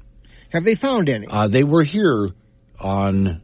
Sunday morning, 1 a.m. with me. Sunday morning at 1 a.m.? Yes. Did you have coffee with the ghosts? I did. They didn't, but I did make coffee, and it was available to the ghosts. Yeah. So if you want to see it, there's on the Wake Up Wyoming Facebook page here, a whole gallery of pictures. They bring it. Ghost hunting today is high tech. Yeah, you bring in your audio stuff so you can actually hear audio, them. Video. What I really liked is... Or you think you hear them. They put like 100 laser dots down the hallway to see if any of the laser dots casted like a shadow or moved. Okay. You see what I mean? High-tech stuff. Well, what did they find? The best it can tell is there is something lurking around here, but it's not some high-intensity evil spirit. It's me. I'm here. I work at night here, too. Yeah, well, okay. You're not. Yeah. I could go for that, sure. We found Frank. There you go. Yeah, I'm a ghost. And high school football, the state championship games held in Laramie over the weekend. In 4A, Sheridan won their 4th state title in a row. They just win and win and win and win. They beat Cheyenne East 21-0. Star Valley also wins and wins and wins and wins. Their 3rd state championship in a row in 3A, downing Cody 20-7. Bighorn has won 2 of 3 titles in 2A. They drew Cokeville 42-12. Pine Bluffs won the 1A 9-man championship with a 28-22 win over Lingo Fort Laramie. That's 2 out of 3 for the Hornets. And Little Snake River from Bags with 2 state titles in the last 3 years, beating Burlington 87-50 to win the 1A 6-man championship. In the NFL, the Denver Broncos pounded Atlanta 38-6 yesterday as quarterback Bo Nix had just a terrific day. 28 of 33 for 307 yards and 4 touchdown passes. Both teams are 6-5, and it's a momentum boost for the Broncos. They'll be at Las Vegas on Sunday. In college football, oh geez. Wyoming Cowboys lost to Colorado State in the border war on Friday night and lost the Browns boot 27-10. The loss dropped them to a brutal 2-8 on the year, while CSU is 7-3. Redshirt freshman quarterback Caden Anderson played like a redshirt freshman quarterback with a woeful effort, 13 of 30 for 120 yards. Meanwhile, Colorado State practically ran the ball at will for 248 yards. This is back-to-back games where the Cowboy opponents have run the ball down the Cowboys' throats. And that points to serious issues on the defensive line, and injuries are part of that too. UW came out flat in an emotional rivalry game. Who can explain that? And Cowboy tough just doesn't apply to this group at all. And some Cowboy fans are deep into the cancel culture, calling for the head coach to be fired, the athletic director to be fired. It goes on and on and on and on and on. Here's the reality though. The university may not be able to fire the coaching staff and pay their buyouts and then hire a new coaching staff and pay them too at the same time. It's going to get worse for the Pokes. They will host Boise State on Saturday night in Laramie. Men's college hoops, the Wyoming Cowboys up their record to 3-1 with an 86-69 victory over Utah Tech in Laramie on Saturday night. Kobe Newton led the way with 19, so UW atoned in portion for a bad loss to Texas Tech back on Wednesday. Cowboys back in action on Friday in Laramie. They will host Southeastern Louisiana. That's it in sports for now. I keep waiting for you to tell me what UW is going to do because I don't even think they know. Yeah, okay, because we can't have another year. I mean, at least next year, if they almost don't suck, we're better. If they cannot afford to change coaches. Yeah. There's part of your answer. I think it's this. Obviously, they need more talented players, and the transfer portal is their key to success. They have got to grab guys out of that because anybody who's good for them, they're going to lose eventually. Yeah. Okay. All right, thank you. You've really boosted my mood there, Frank. Yeah, I appreciate it. Coming up on some local business, we got to take care. We're going to roll into news time after that national local update on weather forecast. It's Wake Up Wyoming.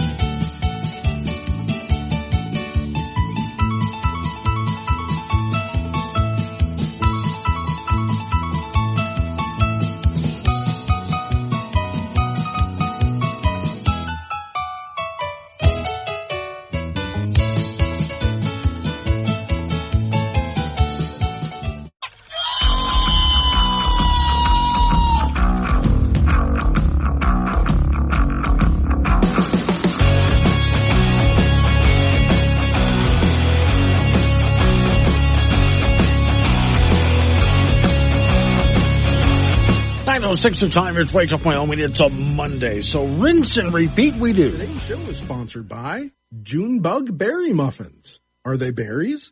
Are they June bugs? Are they either? Taste and find out. You go right ahead and get back with us on that. I'm curious. Warning, this show contains reference to guns, liberty, limited government, low taxation, the cult of climate change, free thinking, cigar smoking, short people, rubber chickens, Karen's bureaucracy, liberal buzzwords, tour runs, traffic, toilets, terrible jokes, and more. No apologies will be issued. Guest callers may express any opinion they want without fear of being canceled. Unless you're a loudmouth jerk like Dave, then Glenn will hang up on you. Strap in, hold on to your coffee, and feel free to participate. This disclaimer does not refer to every person named Dave, just one particular Dave from San Francisco. We know a lot of Daves. They call this show all the time, and they're great people. So don't call this program and complain that we use your name. That would be a real Dave move, Dave. Okay, so here's the deal. Miss Mary's out, can't take any calls. She will be back. We're all just trying to take some days off before we get to the end of the year, and we'll go ahead and do the call thing. I've got to get off of, I had some stories lined up for you, which I have to put aside, and I'll get to them in just a moment here, because this is really big. Headline. Trump confirms support for major step in mass deportations. And that would be to declare a state of emergency. Upon becoming president, when it comes to illegal immigration, declare a state of emergency, which would give him the power to call up some armed forces. And if you're thinking military occupation and so on, no, that's not what he's talking about. But still, National Guard, stuff like that. And go ahead and just start rounding up people and getting them out of here, starting with the gangs that are causing trouble. And if you're thinking about that one gang in New York that was taking over the apartment building, they've spread to other cities. There's problems out there. Here's the story. President-elect Donald Trump confirmed he is prepared to declare national emergency and potentially use military assets as part of a mass deportation effort that his administration is preparing to launch on day one. Trump responded to a Truth Social post from Judicial Watch President Tom Fitton, who said Trump is reportedly prepared to declare a national state of emergency with, again, military assets. To that, when that guy posted that on Truth Social, Trump wrote true and reposted it. So, okay. We'll find out exactly how this plays out, because this is just the first of the stories. He also made a promise to invoke the Alien Enemies Act to remove gang members, drug dealers, cartel members with help from multiple government agencies. Additionally, he previously said he would be prepared to move troops to the southern border and use the Navy to impose what he called a fentanyl blockade. Okay, so it's possible that day one of the administration, as orders start coming down, things start to move around, and for a little while it gets really ugly out there. Not like it hasn't been ugly before, but, this isn't going to be easy, and some of it's not going to be pretty. It's just my initial thought on this, so we'll see how all of that plays out. All right, now, some other stories that I have for you, and I'm going to do a little bit of house cleaning because I took some time last hour to talk about the social justice warrior and have a whole lot of other stories lined up for you. I began this morning by letting people know about how little Wyoming coal mines have produced in the past year or so, and the number of coal, gas, and oil jobs lost during the Biden administration, which is quite a few. So we have a lot. So there's a lot that we can get back up on and get busy again with a Trump administration, and we will find out what that looks like again once he gets into office and starts making moves. All right, now. Meantime, there's someone who wants to put cigarette-style warnings on bacon. I'm sorry, did I hit you with that out of left field? Here's the story.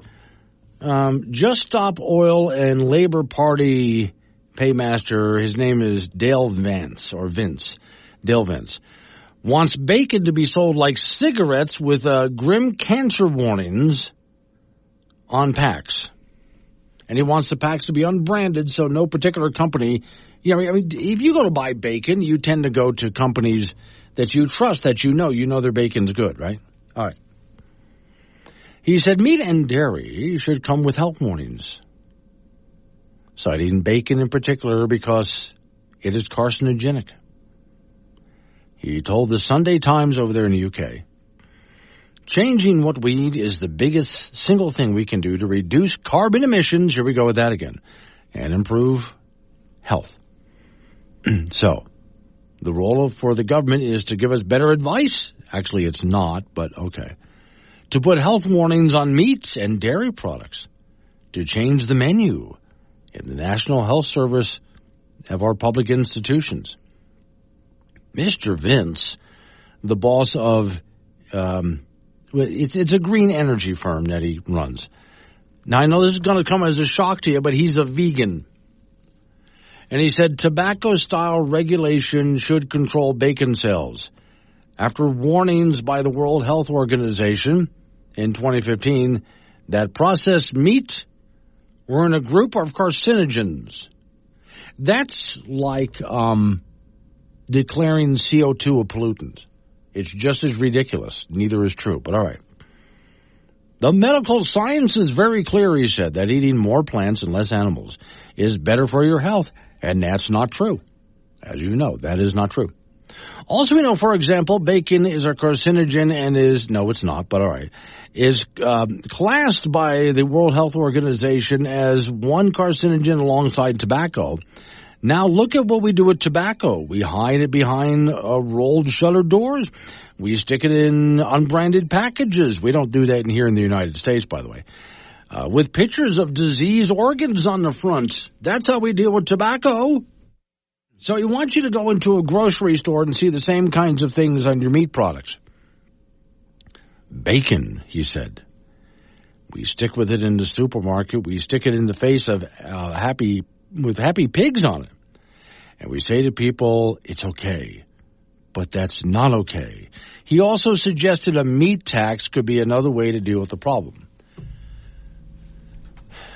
As you know, of course, there really isn't a problem. And I get a kick out of saying, meat is our carcinogen, much in the same way that you would say that CO2 is a pollutant, which, of course, absolutely not. I prefer to get my meat an entirely different way, not from the grocery store. Well, there's so much waste in the world, and finally it dawned on us, why go to the grocery store when we've got this portal in the backyard that's constantly spewing raw meat? As soon as the meat comes flying out of the portal, we clean it, wait for it to stop ringing, and then we cook it. Ever since the portal opened up and started spraying meat all over our backyard, we've gotten way more into cooking than we were before. We make all kinds of meals with the portal meat. Gourmet meatballs, carne asada. Burgers are probably our favorite. When we used to get the meat from the grocery store, we never knew where it was coming from. It's really reassuring to know that the meat we eat now comes straight from the portal in our own backyard. No GMOs, no preservatives, no bones whatsoever. Just raw, fresh meat from an unidentifiable animal. And so much blood. All right, just hungry. The portal meat is fresh, it makes us dream in black and white, and it tastes great.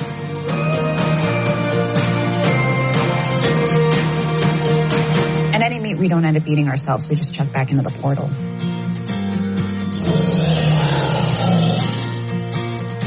We're pretty much 100% waste-free now. Yeah, just about. Feels great. Cheers. Cheers. Every year, you pass your birthday and celebrate it. However, every year, you also pass your death day and have no clue. You just keep living your life until it just ends. What? And now, the weather. Whoa, wait. Well, that image is going to stick with you all day. Got something to say to Glenn? Use the chat on the Wake Up Wyoming mobile app and get your opinions straight to the studio with K2 Radio. 9:21 is the time. It's Wake Up Wyoming. As to the bacon story that I was just giving you, there's a vegan over in the UK that wants to put warning labels on bacon just like they do on cigarettes to let people know that this is our carcinogen. Blue Eyes and Douglas says, well, if bacon is so bad for you, how come my parents lived to be in their late 90s and my great-grandparents lived to be 100 and they ate a lot of bacon and fried potatoes and bacon grease? Now, you see, they could have lived to be 150 years old if they weren't eating bacon. I don't know. I'm tossing that out there. Have you ever seen how old does a vegan live to? And if vegans do live to be old, I guarantee you they're not happy. They're just not, because they're not eating bacon. Okay, so did you know that there was a climate summit happening? The United Nations was having one of those climate summits again. It just ended. Did you know that? All right. Most of you didn't, because really no one's heard about it. And they've had 29 years of this. And it's just not getting the coverage that it used to, and people don't care like they used to. Now, Al Gore was there, and he spoke. And he had a major freak out. It was like, as I call this, the cult of climate change. It was like watching some minister preaching fire and brimstone. If you think about it, that's essentially what he was doing, preaching fire and brimstone. Here is Al Gore. Driving a big car. I come on your radio. I say the end's close. You just say no. I say it's global warming, but you call me a liar. But this planet's on fire. You should have seen him. Al Gore really was a fire and brimstone minister talking about the end times. Now, on that note, editor-in-chief of a magazine called Scientific America, which used to be a very well-regarded magazine, recently resigned after calling Trump voters fascists. Well, I'm glad she resigned. The editor-in-chief, Scientific America, the story says, faced criticism for her comments about Trump supporters after the election, described Trump supporters as the meanest, dumbest, most bigoted group of blankety-blank fascists. She apologized, but we don't care, and, quote, I respect and value people across the political spectrum. I don't believe you do. The president of Scientific America was, it says it was her decision to leave. I kind of don't believe that either, but all right. Now they're searching for a new replacement. I would say, if they're going to search for a new replacement, try to find someone who is not biased one way or the other when it comes to science, but science is just science. You know, in other words, not left-leaning science. It's science. Science doesn't care how you feel about things. Doesn't care what your political opinion is. And just because everybody else believes it doesn't mean it's true. Scientists has a lot of dissent and argument as scientists search for what the truth is. There is no such thing as settled science. Now, another headline I have, climate change was a big election loser. A few days before the election, story says Bernie Sanders issued a dire warning if Donald Trump is elected. The struggle against climate change is over. And everybody went, yay, finally. What a great reason to vote for Donald Trump. If you didn't want to vote for Trump, think of it this way. If you vote for him, the struggle for climate change is over. Climate change fanaticism, the story says, was affected. It was on the ballot last week as we voted, a week or two ago. The green agenda was defeated, the story says. Turns out that tens of millions of middle-class Americans who voted for Trump weren't much interested in the temperature of the planet 50 years from now. They were too busy trying to pay the bills. It was not the big hot topic. Now, you were told about 6 years ago that we had 12 years to save the planet or we reach a tipping point and it's over. It would just be over. You were told this, right? So why wasn't that such a big deal with people across America? If you asked the elite, the American top 1% of income earners, climate change is seen as an immediate existential threat, mostly with the news media. But studies show that the rest of society just doesn't agree, especially when you look at the way society lives. So wake up, Bernie and Al Gore. Climate change has become the ultimate luxury good. The richer you are, the more you can afford to fret about it, says the story. But okay, when people went out to vote, and we took a look at why people voted, and this is where I said before I wanted to see what the numbers were after the election, what people were concerned about and voting for and voting against. And when it came to climate change, that really didn't even make the top 10 list, much less the top 50 list. It's way down there. So as much as you hear about it from news media outlets, the cult of climate change is not really making any headway here. In fact, they're losing a lot of ground. Which is one of the reasons Americans, despite what you hear from politicians on the left and news media, also on the left, despite what you hear from them, People want reliable energy. Do they want clean energy? Sure. And coal, gas, and oil can be clean. And no, CO2 is not a pollutant. And this is what most people would really like to see. Just good, reliable energy at an affordable price. And as far as clean goes, just don't spill the oil. You know, you got a steam stack pumping out a bunch of steam. That's fine. CO2's in it. That's good. Don't go pumping out a bunch of actual pollutants like they do in China because they don't filter anything like that. So, yeah, when we go back and take a look at what people were voting for and voting against, climate change was not on the agenda, really, for the vast majority of Americans. And so, you know, here we have a President, Donald Trump, who's, by the way, in case you didn't hear, Biden was in South America and he was in the Amazon talking about climate change. And he said everything that his administration did cannot be reversed, is essentially what he said. Well, it's about to be reversed in a very short period of time. And it's about damn time that happened. Coming up on 9:30, local news coming your way after a local news update on the weather forecast, and you and I get back into it again. It's Wake Up Wyoming.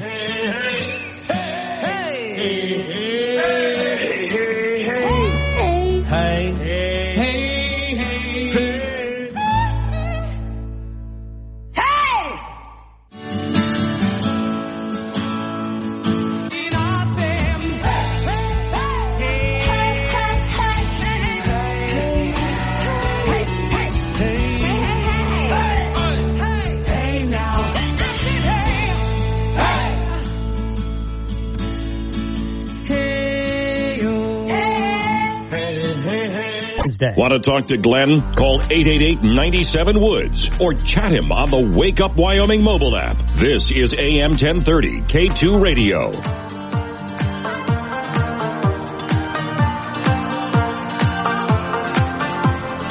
9:36 the time. It's Wake Up Wyoming. Okay, so Miss Mary will be back tomorrow, I believe, and phones back and all that good stuff. I have just a completely different story for you, but it's about the IRS, which is one agency I'd like to get rid of in favor of a different way of taxing people so your income won't be taxed. And yes, that's possible to do. But anyway, once again, I've read stories like this over the years. There's different kinds of stories like this over the years, but they're all basically with the same vein. IRS agents owe about $1.5 billion in back taxes. So you see, it matters that you pay your taxes or you're in big trouble. But IRS agents? Republican senators have been up in arms over reports, the story said, over the past 18 months indicating the extent of which federal employees are not paying their federal taxes.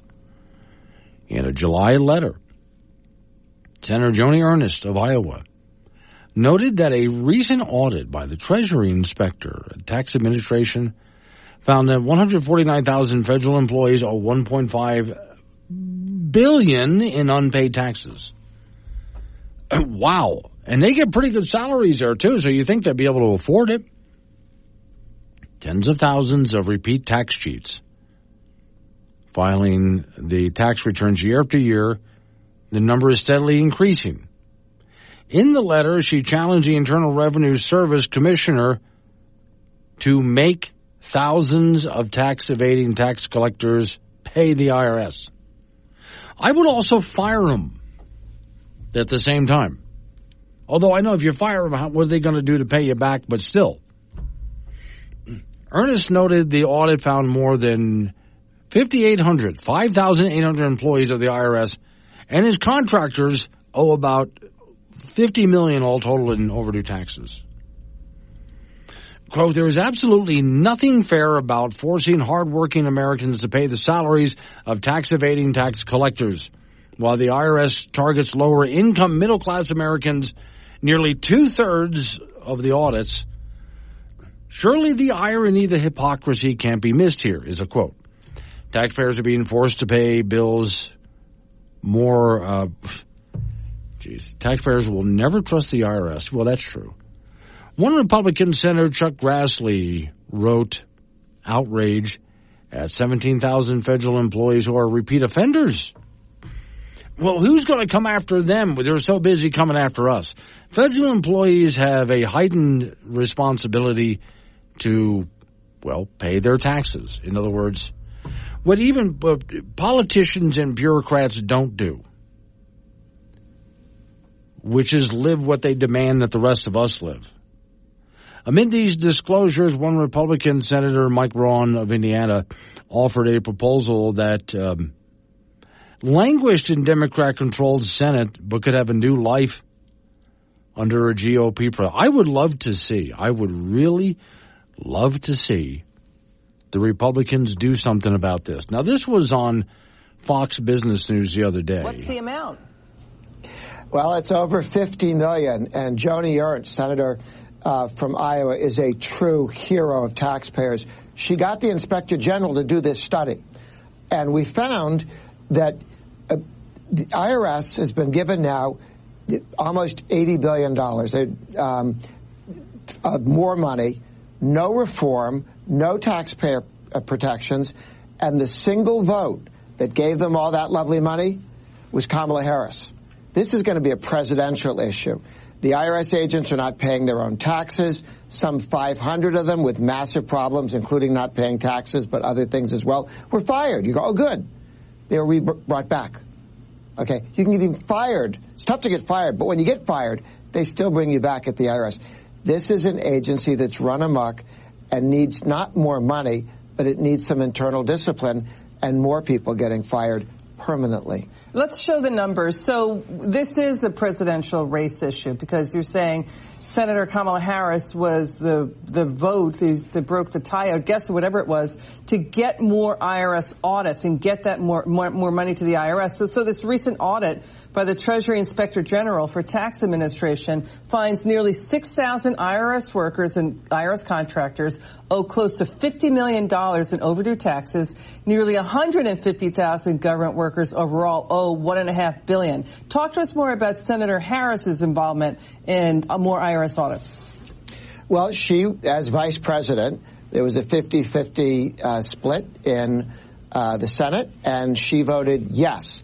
We are going to have more money for the IRS to hire more people with no reforms at all. This is one of the stories that the Inspector General has found out. The IRS has been destroying documents. The IRS has thousands of weapons. And most of the time when the weapons go off, it's by mistake, okay? The people who are supposed to take weapons training don't. Each of these reports comes out, and the government... Okay, so you get the idea here. I can go on for a bit. Over the years, I've said to many people, if you don't agree with my points of view on things, that's okay. That's fine. But can you understand when it comes to government, especially federal government, but government in general, why I have major trust issues? And this is one of the reasons why I have major trust issues.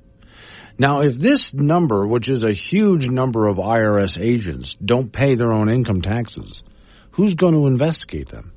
The IRS? Who's going to audit them? The IRS? They are the IRS. They're not going to audit and investigate themselves. They're not going to throw themselves in prison. They're not going to garnish their own wages. And so it's going to take a brand new administration to actually do something about this. But this is one of the reasons why I say, personally, there's a different way to get the money we need to run the country without an IRS, and we should do it. 9:43, Wake Up. Wake Up Wyoming goes anywhere you do with the Wake Up Wyoming app. Free download for Apple and Android. This is K2 Radio. It's Wake Up Wyoming. Off we go to the icebox. Frank Gambino is waiting by, and I believe it was a famous sportscaster named Frank Gambino that one time said, criminals are just stupid. They're just idiots. Well, no, I haven't said that. Okay, it's okay. You know, you've ever seen Ocean's 11? Well, no, those were actors. But they were pretty smart. Yeah, well, they were. Yeah, how about the four guys that took over the train? Mr. Blue, Mr. Green, Mr. Brown, yes, Mr. White. What about those guys? The actors and scripts, Hollywood. But let's take this guy, for example. A drug dealer left a bag of drugs, big bag of white powder. Yeah. Left it on a train. Was really panicked about it because that's a lot of money there. Well, yeah, that train is going away. Yeah. So he calls and reports it. Right. Okay, that's brilliant. Brilliant, yeah. So let's see, coordination with drug ring, sure. About $50,000 worth of illicit drugs. Immediately noticed his mistake, tried to return and retrieve the misplaced drug. Train was already departing, so he did what any person would do when something was valuable on the train. He reported it. Oh, I thought he would chase the train. Well, you would think.